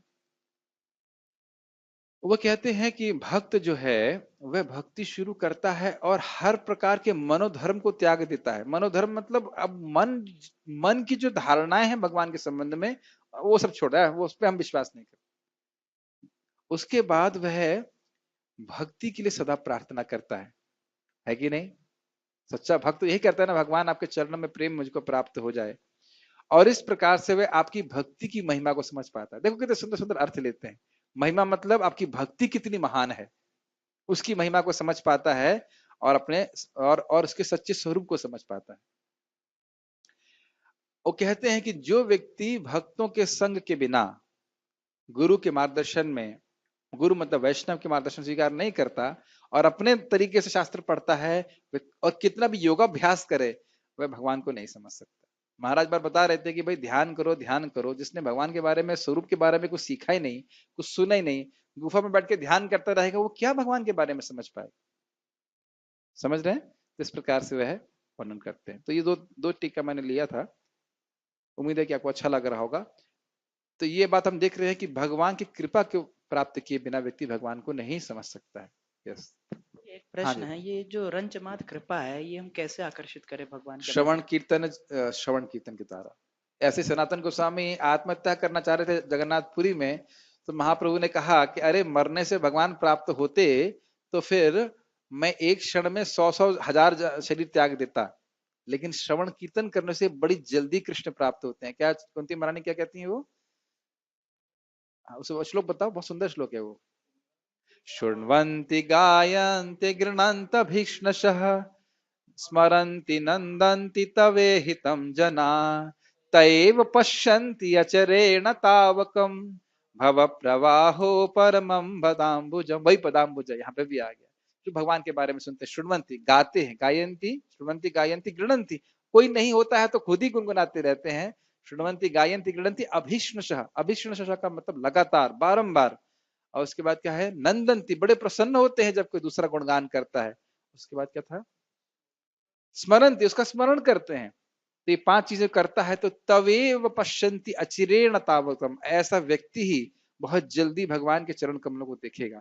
चरण कमलों को देखेगा मतलब चरण कमलों को देखने के बाद जो सुख होता है उसका अनुभव करेगा। वही वाली बात, धोबी ने भगवान को देखा, जरासंध ने भगवान को देखा, लेकिन भक्ति नहीं किए थे, भक्ति जागृत नहीं किए थे, तो कोई प्रेम नहीं था। भगवान स्वयं इस बात को भागवत में बोलते हैं, न तथा सन्निकर्षेणा, गोपियों को भी बोले और ब्राह्मण पत्नियों को भी बोले, मेरा स्मरण करके, मेरी कथाओं को सुन करके, मेरे विग्रह की सेवा करके और मेरा नाम कीर्तन करके मुझ में प्रेम होता है, मेरे साथ रहने से प्रेम नहीं होता। ये भगवान स्पष्ट रूप से बोले थे। यस प्रभु। प्रभु जी का प्रश्न था कि रंश मात्र की प्राप्त करने के लिए क्या करना चाहिए, तो आपने बोला कि भक्ति करना चाहिए। जब हम भगवान की भक्ति करते हैं, जब भगवान बोल रहे हैं ना कि देखो ऐसे समझिए आप, भगवान की कृपा प्राप्त किए बिना हम भगवान को नहीं समझ सकते। ये तो सीधी बात समझ में आ रही है। भगवान की कृपा के द्वारा ही हम भगवान को समझ सकते हैं। और भगवान कहते हैं भक्त्या माम अभिजानाति, भक्ति के द्वारा मुझको समझ सकते हैं। दोनों वाक्यों को जोड़ दीजिए, भक्ति के द्वारा भगवान को समझ सकते हैं, भगवान की कृपा के बिना भगवान को नहीं समझ सकते। दोनों वाक्य को जोड़ के क्या समझ में आया? भक्ति करेंगे तो भगवान का अनुग्रह प्राप्त होता है। या कठिन है? कुछ समझ में आ रहा है? बात समझ में आ गया? भक्ति यही श्रवण कीर्तन स्मरण इत्यादि। भक्ति का अर्थ समझते ही हैं, अपने इंद्रियों से भगवान की सेवा करना, भगवान को अनुकूल, भगवान को प्रसन्न करने की भावना से, कृष्ण का होकर कृष्ण के लिए कृष्ण का भजन करना। ये कृपा प्राप्त करने का तरीका है। मैं कृष्ण का दास हूं, मैं कृष्ण के लिए भजन कर रहा हूं और कृष्ण का भजन कर रहा हूं। ये फॉर्मूला समझ में आ रहा है? बहुत अच्छा फॉर्मूला है। कृष्ण का होकर कृष्ण के लिए कृष्ण का भजन करना। बहुत अच्छा है, फिर से याद किया जाए, कृष्ण का होकर कृष्ण के लिए कृष्ण का भजन कर। बहुत अन्याभिलाषा शून्यम को थोड़ा अलग तरह से बताया गया है। ठीक है, हाँ। कोई ना तो मनोधर्म द्वारा, ना ही वैदिक साहित्य की व्याख्या द्वारा भगवान कृष्ण या उनके रूप को समझ सकता है। अब वैदिक साहित्य की व्याख्या के द्वारा भगवान को नहीं समझ सकता तो हम यह व्याख्या क्यों कर रहे हैं? परंपरा में हाँ, परंपरा में ज्ञान प्राप्त करना है। जैसे कि भगवान ने स्वयं बोला, एवं परंपरा प्राप्तम इमं राजर्षियो विदुहु। तो परंपरा में प्राप्त किया मतलब गुरु ने बोला है तभी तो शिष्य समझा है। तो आप ये मत समझे कि व्याख्या की आवश्यकता नहीं है, लेकिन व्याख्या मनगढ़ंत नहीं होनी चाहिए। ठीक, मनगढ़ंत, जो मन से गढ़ ली गई हो। यस, भक्ति के द्वारा की गई हाँ, की भक्ति के द्वारा की एक ही नहीं होना चाहिए, ही होना चाहिए। भक्ति के द्वारा ही उन्हें समझा जा सकता है। जब मनुष्य हरे हरे कृष्णा कृष्णा हरे हरे कृष्णा कृष्णा कृष्णा कृष्णा कृष्णा कृष्णा हरे हरे हरे, हरे हरे राम राम राम हरे हरे, इस महानतम जप से प्रारंभ करके कृष्ण भावनामृत में पूर्णता तन्मय हो जाता है, तभी वह भगवान को समझ सकता बहुत है। सुंदर बात चेतन चरितामृत में है कि जब तक जीव भगवान की चिद शक्ति के संपर्क में नहीं आता वह भगवान को कभी नहीं समझ सकता। और आप देखिए हरे कृष्ण मंत्र के द्वारा, भागवत गीता के द्वारा हम सुनते हैं परंपरा में, तो हम भगवान की शक्ति के संपर्क में आते हैं तो धीरे धीरे हम भगवान को समझ पाते हैं। ठीक, यही बातें हम बोल रहे हैं।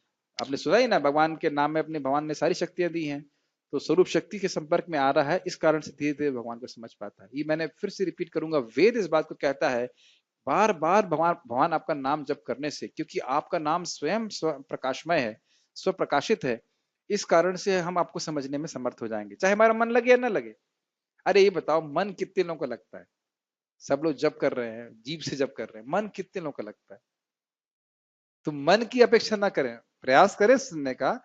ऐसा नहीं कह रहा हूं कि ध्यानपूर्वक नहीं करना चाहिए, लेकिन आप ईमानदारी से बोलो, मन लगता है?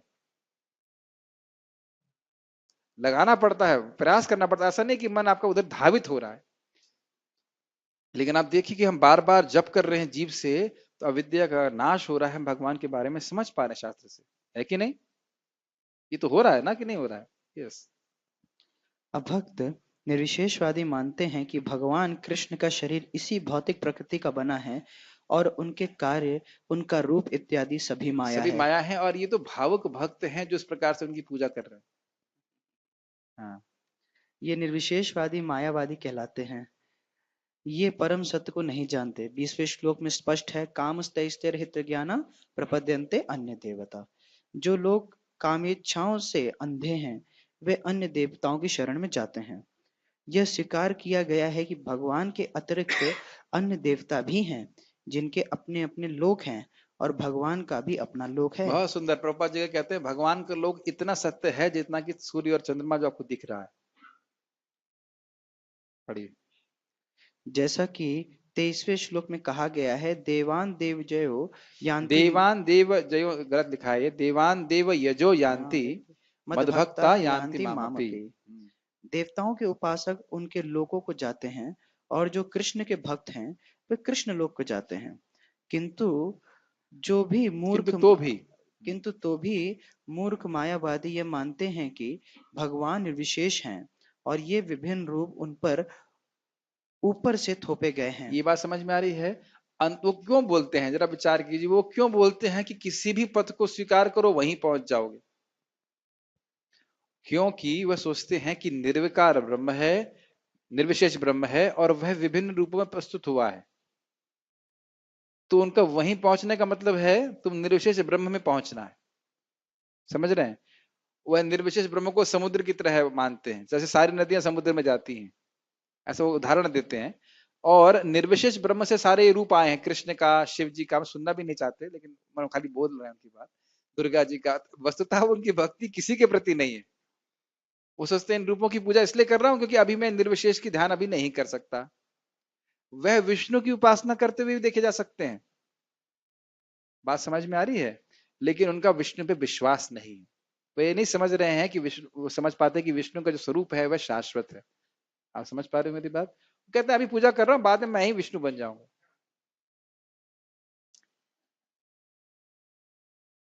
एक इंटरेस्टिंग चीज हमने पढ़ा था, रोचक बात थी। जैव धर्म में एक व्यक्ति शक्ति का उपासक है, दुर्गा जी का।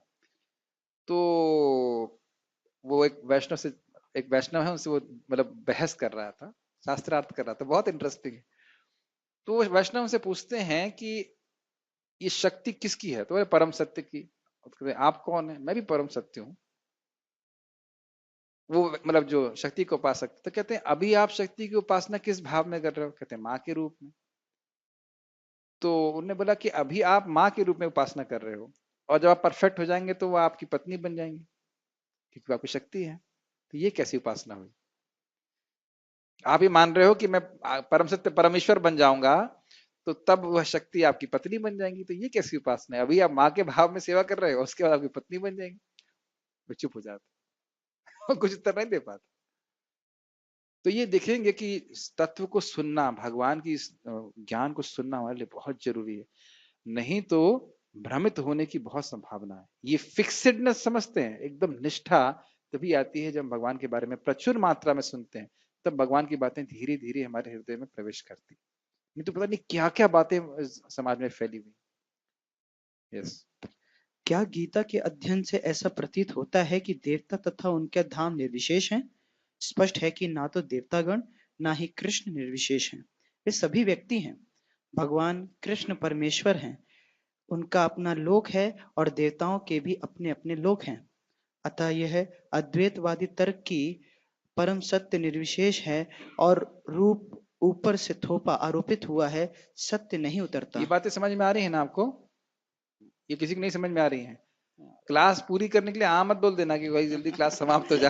भाई हाँ बोलो, हाँ बोलो, नहीं तो क्लास लंबी हो जाएगी। निराकार निर्विशेष ब्रह्म से रूप नहीं आ सकता है, ठीक है?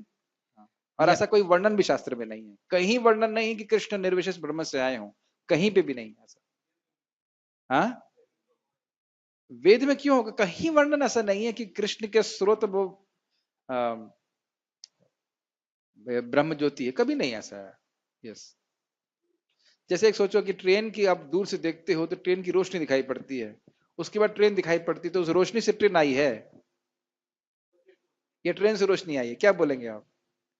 स्वाभाविक है, ट्रेन से रोशनी आई है, रोशनी से ट्रेन थोड़ा ना आई है। हाँ प्रभु, थोड़ा माइक दूर रखिएगा। हरे हाँ, लेकिन वो मायावादी जबरदस्ती करते हैं, हाँ यही सत्य है, तो उसका तो इसीलिए हमको पूछना चाहिए कि कहाँ वेद में लिखा है इस प्रकार से कि भगवान जो है, भगवान कृष्ण का स्वरूप जो है वह निर्विशेष ब्रह्म से आया? कहीं नहीं, गीता भागवत से तो नहीं आना, कहीं भी इस प्रकार से वर्णन नहीं। आपको याद है ना, महाराज बता रहे थे कि एक व्यक्ति उनसे भगवान महाराज प्रवचन किए और बोले ये जो भगवान को निर्विशेष मानते हैं वो मूर्ख है। अगले दिन 25 लोग आ गए, कहने लगे हम आपसे शास्त्रार्थ करेंगे। तो क्या लगे, महाराज कह रहे थे मेरे को दुख दुख हो रहा था कि क्या बोलना है, क्या कि कौन सा शास्त्र बोल देंगे, पता नहीं जो शास्त्र पढ़ा हो कि नहीं पढ़ा हो। तो महाराज पहले फिर कौन से शास्त्र से आप पढ़ेंगे, बोलेंगे शास्त्रार्थ कौन से शास्त्र से करना चाहते हैं? तो आपस में बात फिर कौन सा करना है, कौन सा करना है। वस्तुतः ऐसे लोग आजकल कोई पढ़े लिखे भी नहीं होते ज्यादा शास्त्र। तो बोले चलो गीता से करेंगे, गीता से बात करेंगे, गीता से बात करेंगे, ठीक है। तो उसने बोला कि सर्वतः पाणिपादम तत् सर्वथा शिशिरोमुखम, ऐसे करके मतलब उनके सब जगह हाथ में। तो महाराज बोले, महाराज कहते मैं बड़ा प्रसन्न हुआ, गीता तो हमारे हमारे साइड में आ गया, हमारे अखाड़े में आ गया। फिर महाराज बोले अरे, तो ये श्लोक में तो लिखा है कि उसके बहुत सारे हाथ हैं, बहुत सारे उनके सब जगह हाथ हैं, सब जगह उनके पांव हैं, तो इसमें ये कहाँ निर्विशेष की बात आई? तो वो लोग फिर चुप हो गए। तो अब देखिए कि श्लोक देखने के बाद भी जब तक महाराज से सुना नहीं, कुछ अलग ही धारणा हो रही थी। ये बात बहुत, अब अगर हमारे पास समय रहा चैतन्य चरितामृत में हम उसको लेंगे। अद्भुत बात है कि एक ब्राह्मण, भगवान स्वयं कर रहे हैं, एक तेजस्वी ब्राह्मण कुछ भी बोलेगा उसको लोग मान लेते। तो इसीलिए वैष्णव से सुनना चाहिए। वो ब्राह्मण अगर भगवान का भक्त नहीं है तो उससे सुनने से कोई लाभ नहीं। भक्त है तो अच्छी बात है, फिर तो कोई बात नहीं है। ठीक है, पढ़िए, कौन पढ़ रहे थे? यहाँ स्पष्ट बताया गया है कि यह ऊपर से थोपा हुआ नहीं है। भगवत गीता से हम स्पष्टतया समझ सकते हैं कि देवताओं के रूप तथा परमेश्वर का स्वरूप साथ साथ विद्यमान है और भगवान कृष्ण सच्चिदानंद रूप हैं। वेद भी पुष्टि करते हैं कि परम सत्य आनंदमय अभ्यासात, अर्थात वे स्वभाव से ही आनंदमय हैं और वे अनंत शुभ गुणों के आगार ये हैं। हमने टीका में पढ़ लिया था ना। यस। गीता में भगवान कहते हैं कि यद्यपि वे अजन्मा हैं, तो भी वे प्रकट होते हैं। एक बार मैं गीता का प्रवचन मंदिर में कर रहा था, कोई माता जी ब्रह्म कुमारी की थी लग रहा है, वो एकदम झगड़ा करने लगी, अरे भगवान तो अजन्मा है तो कैसे प्रकट होंगे। तब मैं समझ रहा था कि क्या बात है, बिल्कुल प्रसाद लेशानुग्रहित एवही, बुद्धि बिल्कुल घूम गई है। गीता में कहीं शिव बाबा का नाम नहीं है, लेकिन शिव बाबा बोल रहा है कृष्ण के अंदर बैठ करके। बताओ ये क्या, कैसे आपने व्याख्या स्वीकार कर ली, कहां से सुन लिया।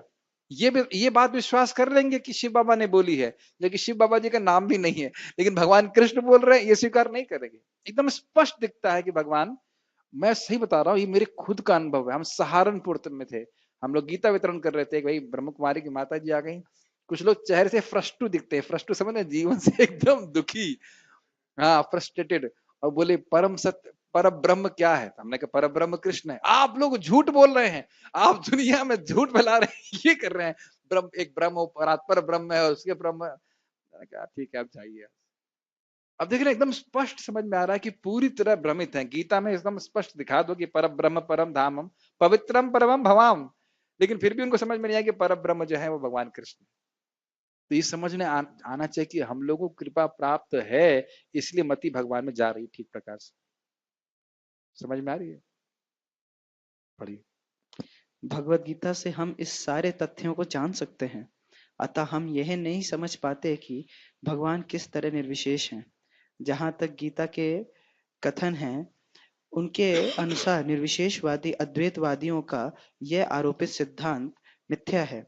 यहाँ स्पष्ट है कि परम सत्य भगवान कृष्ण के रूप और व्यक्तित्व दोनों है। अब अगर आप चाहें तो मैं चैतन्य चरितामृत से एक लीला सुना सकता हूँ, जिसमें ये वर्णन हो, एक वर्णन है कि शास्त्र के व्यक्ति किस प्रकार से भगवान को नहीं समझ पाता है। अगर आप लोग थक ना गए हो तो भूख खा के आ जाओ। यस, कोई ऐसा कोई वो नहीं है, अगर कोई किसी को थकान वगैरह है, ठीक है, थोड़ा सा तो 15 मिनट लगेगा, बहुत तात्पर्य नहीं पढ़ाएंगे, खाली लीला बताएंगे, बहुत सुंदर है। बोलिए। प्रश्न है, सॉरी, वो एक बात था, रामानुचार्य यमुनाचार्य का कोटेशन है ना यहाँ पर।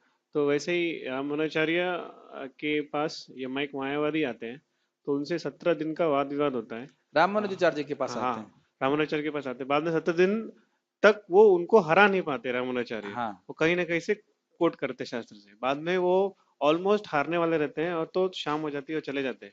फिर अपने आश्रम के जो विग्रह हैं उनसे प्रार्थना करते हैं देवराज जी से यस, कि भगवान आप ही के शास्त्र में इतने हाँ, इतने सारे चीज है कि वो समझ यस। में। रामानुजाचार्य जी प्रार्थना करते हैं, और अगले दिन रामानुजाचार्य जी का तेज इतना अद्भुत होता है कि वो तेज को देख के सरेंडर करता है, सारे आर्गुमेंट समाप्त, सब समाप्त। एक छोटी सी लीला है और ये बहुत इंस्ट्रक्टिव है कि किस, इंस्ट्रक्टिव मतलब शिक्षाप्रद है, किस प्रकार से भगवान की कृपा से ही हम भगवान को समझ सकते हैं। लीला तो बहुत विस्तार में है, मैं शॉर्ट में बताऊंगा।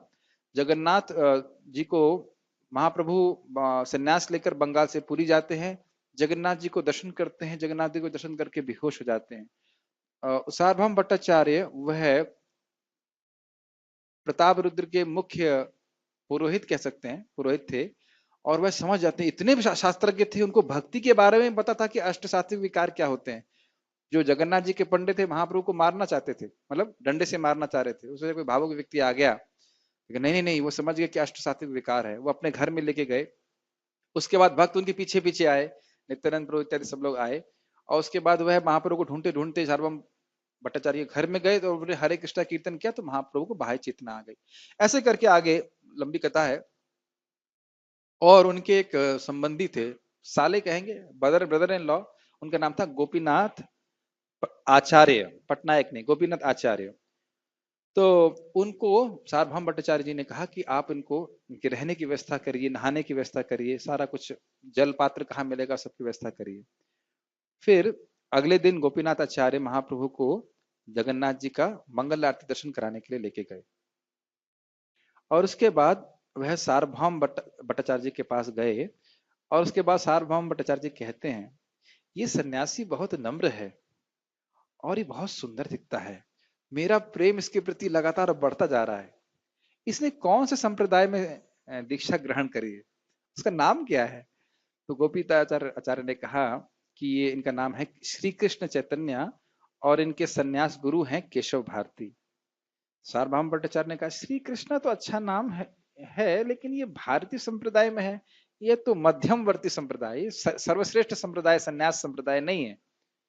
तो गोपीनाथ आचार्य जी ने कहते हैं कि चैतन्य महाप्रभु भगवान हैं, उनको बाह्य कृत्यों पे वो जो निर्भर रहने की आवश्यकता नहीं है, उनको किसी श्रेष्ठ संप्रदाय से संन्यास लेने की आवश्यकता नहीं है। अब ये भगवान की महिमा समझ रहे हैं, तो उसको सुने ही नहीं। भट्टाचार्य जी देखिए सुने ही नहीं इस बात को। भट्टाचार्य जी कहते हैं अरे चैतन्य महाप्रभु तो अभी बड़े युवावस्था में इतने सुंदर हैं, इस सन्यास को कैसे पालन कर पाएंगे? मैं भट्टाचार्य जी कहते हैं मैं इनको वेदांत का दर्शन सुनाऊंगा ताकि यह वैराग्य में स्थित रह सकें और निर्विशेष ब्रह्म के पथ पे आगे बढ़ सके। देखिए किस प्रकार से वो सोच रहे हैं। सार्वभौम भट्टाचार्य ने कहा कि ऐसा करता हूं मैं इनकी दोबारा सन्यास दीक्षा करवाता हूँ। देखिए क्या भ्रमित हो रहे हैं।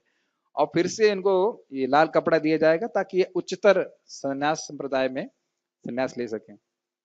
जब ये गोपीनाथ आचार्य और मुकुंद दत्त ने सुना तो उनको बड़ा दुख हुआ और गोपीनाथ आचार्य जी ने सार्वभौम भट्टाचार्य को कहा अरे भाई भट्टाचार्य, आप महाप्रभु की महानता को नहीं समझ सकते हो। जो भगवान के गुण किसी व्यक्ति में होने चाहिए वो सब महाप्रभु में बिल्कुल प्रकृष्ट रूप से, मतलब अच्छे रूप से व्यक्त हैं। प्रकृष्ट शास्त्र है, प्रबलय शास्त्र है। आपने देखा था ना, यमुनाचार्य जी भी कहते हैं शास्त्र में भगवान के गुण वर्णित हैं, लेकिन लोग नहीं समझ पा रहे। तो सार्वभौम भट्टाचार्य जी, आप इतने शास्त्रज्ञ हो, आप जानते हो कि सो कहते हैं निग्रोध परिमंडल ये गुण होता है। परिमंडल मतलब 32 गुण होने चाहिए, कोई भगवान का अवतार है तो उसमें होने चाहिए। वो सारे भगवान चैतन्य महाप्रभु के मतलब दिव्य वपु में परिलक्षित थे। वो देख भी रहे थे फिर भी नहीं समझ पा रहे थे, फिर भी नहीं समझ पा रहे थे। सार्वभौम भट्टाचार्य जी इतने महान थे, थोड़ा बता देना चाहता हूँ इतनी महानता। ये एक जगह पढ़ने गए थे और वहां के व्यक्ति क्या पढ़ने गए थे? न्याय पढ़ने गए थे। न्याय पढ़ने गए थे और वो किताब को शेयर नहीं करते थे। जो पढ़ाने वाले थे, क्या नाम था, नाम भूल रहा हूं उनका मैं, लेकिन जो भी थे वाचस्पति करके व्यक्ति थे वो, तो उन्हें सारी किताब याद कर ली।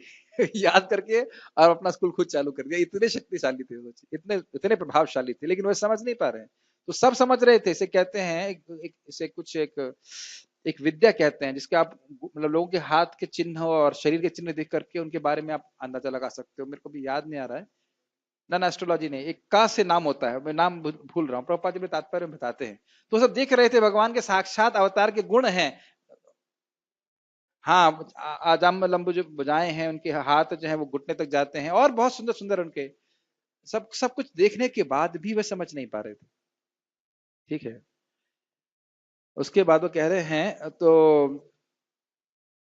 हाँ, क्या बात कर रहा था? हाँ, भगवान है तो समझ नहीं पा रहे। तो अब सार्वभौम भट्टाचार्य जी के शिष्यों ने कहा तुम किस प्रमाण पे ये कह रहे हो कि चैतन्य महाप्रभु भगवान है?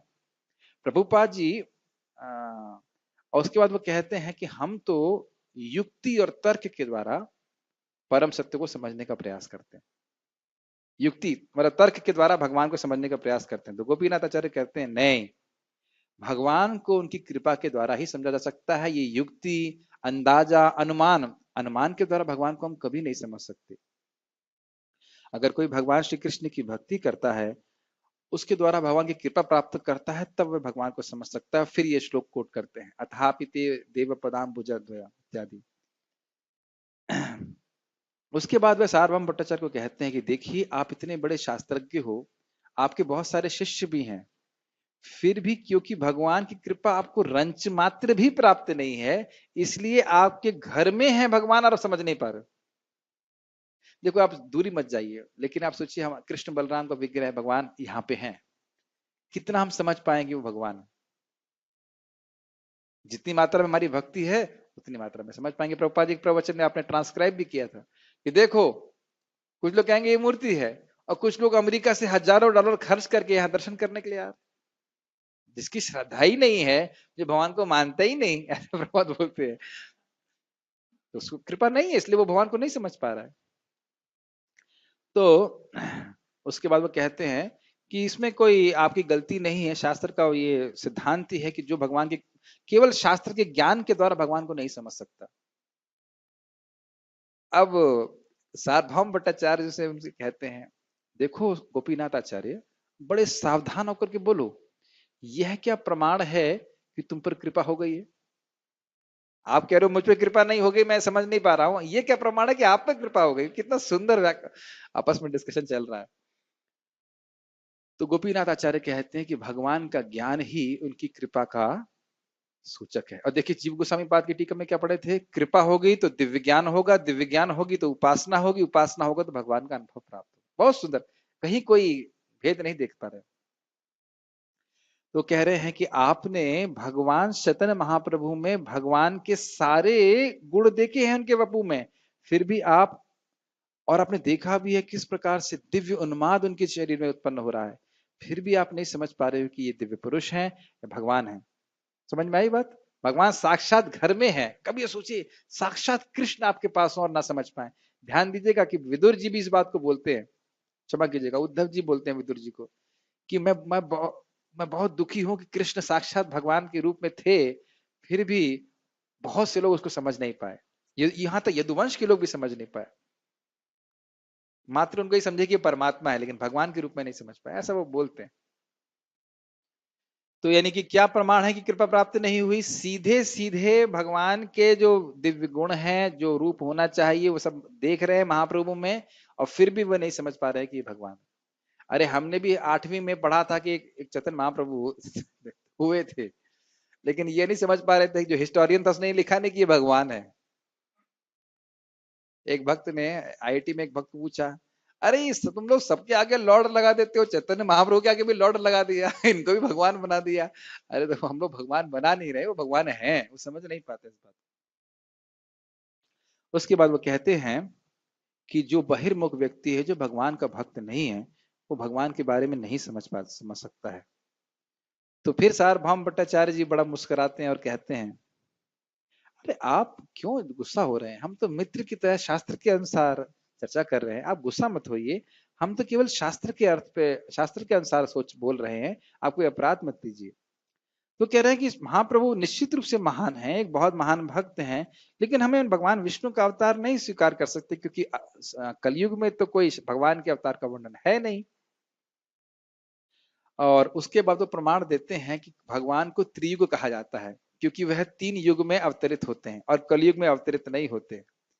तो अब गोपीनाथ आचार्य जब ये सुने तो उनको बहुत बहुत खराब लगा। तो कहते हैं, आप अपने को वैदिक जो शास्त्रों का ज्ञाता मानते हैं, आप श्रीमद् भागवतम और महाभारत के प्रमाण को नहीं समझते।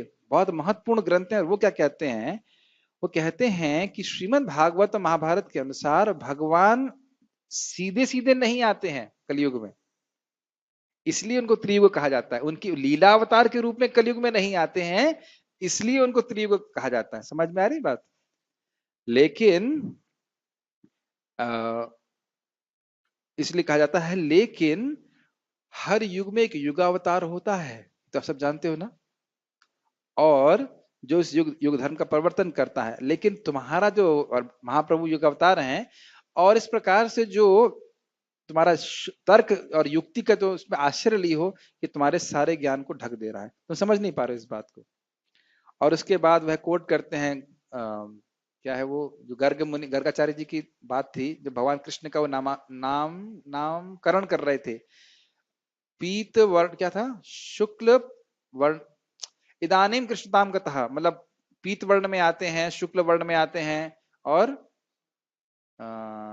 श्याम वर्ण में आते हैं, और श्वेत वर्ण में आते हैं। तो आप देखो ये पीत वर्ण में है कि नहीं है ना वर्णन?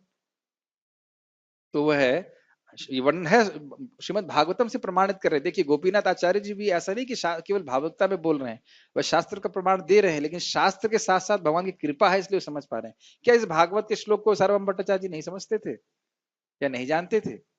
सब जानते थे, लेकिन समझ में नहीं आ रहा था, ये बात। और उसके बाद वह बहुत प्रसिद्ध श्लोक करते हैं, कृष्ण वर्णम तो सा कृष्णम संगोपांगास्त्र पार्षदम यज्ञ संकीर्तन प्राय जंते ही सुमित, इत्यादि बहुत सारे श्लोक को करते हैं। उसके बाद वह महाभारत, ये श्रीमद् भागवतम के बाद महाभारत का वह श्लोक कोट करते हैं कि वो संन्यास लेंगे, वो शांत रहेंगे, और वह क्या श्लोक है, सुवर्ण वर्ण हेमांगो वर्णांगस चंदनागदी संन्यासकृत शमः शांतो निष्ठा शांति परायणा। कि चैतन्य महाप्रभु जो हैं उनका स्वर्ण वर्ण होगा और उनका पूरा जो कांति होगी वह तप्त तप्त कंचन मतलब तप्त सोने के समान होगा। इस प्रकार से वो शांत होंगे और सन्यास लेंगे। ये सारा कुछ वर्णन है भगवान के। और कौन से अवतार ने सन्यास लिया मुझे तो याद नहीं आ रहा है। और कौन सा सन्यास? महादेव सन्यासी नहीं, ब्रह्मचारी है। ऋषभ देव कह सकते हैं सन्यासी, लेकिन वह तो कलयुग में अप्लाई नहीं होता। तो इस प्रकार से उनका वर्णन आता है। ये महाभारत की उक्ति है। फिर गोपीनाथ आचार्य कहते हैं तुम्हारे सामने शास्त्र बोलने से कोई ज्यादा फायदा नहीं है। क्या कह रहे हैं? तुम्हार आगे एते कथार नहीं प्रयोजन। तुम्हारे सामने ये कथा बोलने का कोई प्रयोजन नहीं है। ऊषर भूमिते ये ना बीजे रोपण। जो भूमि ऊसर है उसमें बीज देने से क्या फायदा होता है? तो तुम्हारी बुद्धि जो है वह इस प्रकार से बहुत सुंदर है। एक्चुअली चैतन्य चरितामृत बहुत सुंदर है। बहुत सुंदर बात। वो कहते हैं कि जब भगवान तुमसे प्रसन्न होंगे तब तुम्हें सारे सिद्धांत अपने आप समझ में आएंगे और तुम खुद शास्त्रों का उदाहरण देकर के उनको स्थापित करोगे कि भगवान है। इस प्रकार से तुम्हार ये शिष्य कहे कुतर्क नानावाद इहार की दोषा ई मायार प्रसाद। कह रहे तुम्हारे जितने जो शिष्य हैं ये जो कुतर्क दे रहे हैं कि महाप्रभु भगवान नहीं है, ये केवल मायावाद इस दर्शन का कृपा है। समझे? मायावाद दर्शन की कृपा जिसको प्राप्त होगी उसके सामने भी भगवान होंगे तो वह समझ नहीं पाएगा। उसके बाद आगे वो बहुत सारी बातें कहते हैं। उसमें वही कहते हैं कि एक ब्राह्मण जो है वह कुछ भी बात बोलेगा वह स्थापित हो जाती है इस जगत में। बहुत अच्छी आप लोग पढ़ सकते हैं। ये चैतन्य चरितामृत के मध्य लीला का 6वां अध्याय है। बहुत फेवरेट है मेरा, मुझे बहुत अच्छा लगता है। एक बात थोड़ा बता देता हूँ कि कृपा कैसे होती है। उसके बाद महाप्रभु के पास जब ये बात बोली जाती है तो महाप्रभु कहते हैं नहीं सार्वभौम भट्टाचार्य जी के प्रति का मेरे प्रति बहुत वात्सल्य है, इसलिए मेरा हित सोचते हैं। और फिर सार्वभौम भट्टाचार्य जी कहते भी हाँ हाँ मैं अब आपको वेदांत सुनाऊंगा। और फिर 7 दिन तक वेदांत तो बोलते रहते हैं। और महाप्रभु नीचे बैठ महाप्रभु ऊपर बैठे होते हैं, वो नीचे बैठ गए। महाप्रभु सन्यासी हैं, ऊपर वो बैठे हैं और वो नीचे से प्रवचन कर रहे हैं। और प्रवचन कर रहे हैं और महाप्रभु कुछ नहीं बोल रहे, एकदम चुप सुन रहे हैं। और फिर उसके बाद 7 दिन के बाद, अब देखिए मैं यहाँ प्रवचन कर रहा हूँ 1 घंटे, आप लोग एकदम चुप बैठे रहे। कभी आपको ऐसा लग रहा है ऑडियंस एकदम चुप हो जाती है? तो कभी कभी ऑडियंस एकदम चुप हो जाती है तो मैं पूछता भी हूँ आप लोगों को भाई समझ में आ रहा है या नहीं आ रहा है?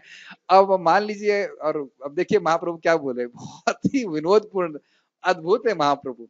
महाप्रभु कहते हैं देखिए जब आप वेदांत के सूत्र बोलते हैं तो उसका अर्थ तो मुझे एकदम सूर्य के समान स्पष्ट होता है, लेकिन जो आप व्याख्या कर रहे हैं वह उस सूर्य को बादल की तरह ढक दे रही है। आप अब सोचिए कि सार्वभौम भट्टाचार्य जिनके इतने सारे शिष्य थे, यहाँ तक कि सन्यासी लोग भी उनसे शिक्षा प्राप्त करते थे, उनको यह बोल देना, और कितने इंग्लिश में कहेंगे पोलाइटली, मतलब क्या बोलेंगे, कितने प्रेम से बाबा एकदम से कहते पानी पानी कर दिया। पूरा 7 दिन तक प्रवचन किया। कोई व्यक्ति कहे आपकी व्याख्या केवल बादल की तरह है, सब कुछ कवर कर लिया। किसी की हिम्मत नहीं थी सार्वभौम भट्टाचार्य से इस प्रकार से बोलने की। लेकिन महाप्रभु कहते हैं फिर आगे वो बहुत सारे वाद विवाद करते, छल तर्क इत्यादि करते, महाप्रभु सब काट के खत्म कर देते। और फिर महाप्रभु तो वो समझ जाते हैं कि ये भगवान ही है। फिर वह मतलब उनको समझ में आने लगता है कि महान है, भगवान है। और वो कहते हैं कि आप, मैं चाहता हूं कि आप ये व्याख्या कीजिए इसकी आत्म रामस्य श्लोक की। तो महाप्रभु कहते हैं पहले आप व्याख्या कीजिए। वो 9 तरह से व्याख्या करते हैं और फिर उसके बाद महाप्रभु 18 तरह से व्याख्या करते हैं। और उनमें से 9 अर्थ जो है सार्वभौम भट्टाचार्य जी की वो छोड़ करके 18 व्याख्या। तब सार्वभौम भट्टाचार्य जी समझ जाते हैं कि भगवान के अलावा ऐसा कोई व्यक्ति नहीं जिस प्रकार से कर सके। उनकी शरणागत हो जाते हैं। फिर भगवान उनको आगे जाकर के अपना वो षडभुज रूप दिखाते हैं, कृपा करते हैं। तो ये तब वो समझ पाते हैं कि श्रीमद चैतन्य महाप्रभु किस प्रकार से भगवान। तो मैंने लीला क्यों सुनाई? एक महान शास्त्रज्ञ भी जो ना सिर्फ पढ़ रहा हो, पढ़ा भी रहा हो, अगर भगवान की कृपा को प्राप्त नहीं है तो गीता भागवत पढ़ के भी समझ में नहीं आएगा उसकी बुद्धि भ्रमित कर देंगे भगवान। इसलिए पढ़ो भागवत गीया वैष्णव स्थान। वैष्णव के स्थान में, वैष्णव के चरणों में पढ़ करके हम भगवान को समझ सकते हैं। ठीक है, कोई प्रश्न है? यस प्रभु। कुछ मैंने पढ़ा नहीं, लेकिन जहां तक मैं समझता हूँ सार्वभौम भट्टाचार्य जगन्नाथ जी की सेवा करते थे। हाँ, जगन्नाथ जी की सेवा करते थे, सब कुछ ज्ञान था, लेकिन ये नहीं समझ पा रहे कि महाप्रभु भगवान है। It's amazing. लीला में तो समझ स्पष्ट समझ रहे हैं ना। यहाँ समझना चाहिए कि जब भगवान के ऊपर कृपा होती है, जैसे कि चैतन्य चरितामृत में भी लिखा हुआ है कि जो व्यक्ति कृष्ण को स्वीकार करता है, जैसे कोई व्यक्ति विष्णु को स्वीकार करे लेकिन कृष्ण को स्वीकार नहीं करे तो असुर है। हाँ, ये आप स्वयं पढ़े हैं ना चैतन्य चरितामृत में। ऐसे ही कोई कृष्ण को स्वीकार करे और महाप्रभु को स्वीकार नहीं करे तो वही है। तो जो भगवान की कृपा प्राप्त किया है वही भगवान को समझ सकता है। भगवान के किसी भी अवतार को एक समान मनुष्य मानना ये एक अपराध है। ठीक है, कोई और प्रश्न है? चलिए स्टॉप है। बहुत बहुत धन्यवाद। श्रीमद् भगवद गीता की जय। श्रील प्रभुपाद की जय।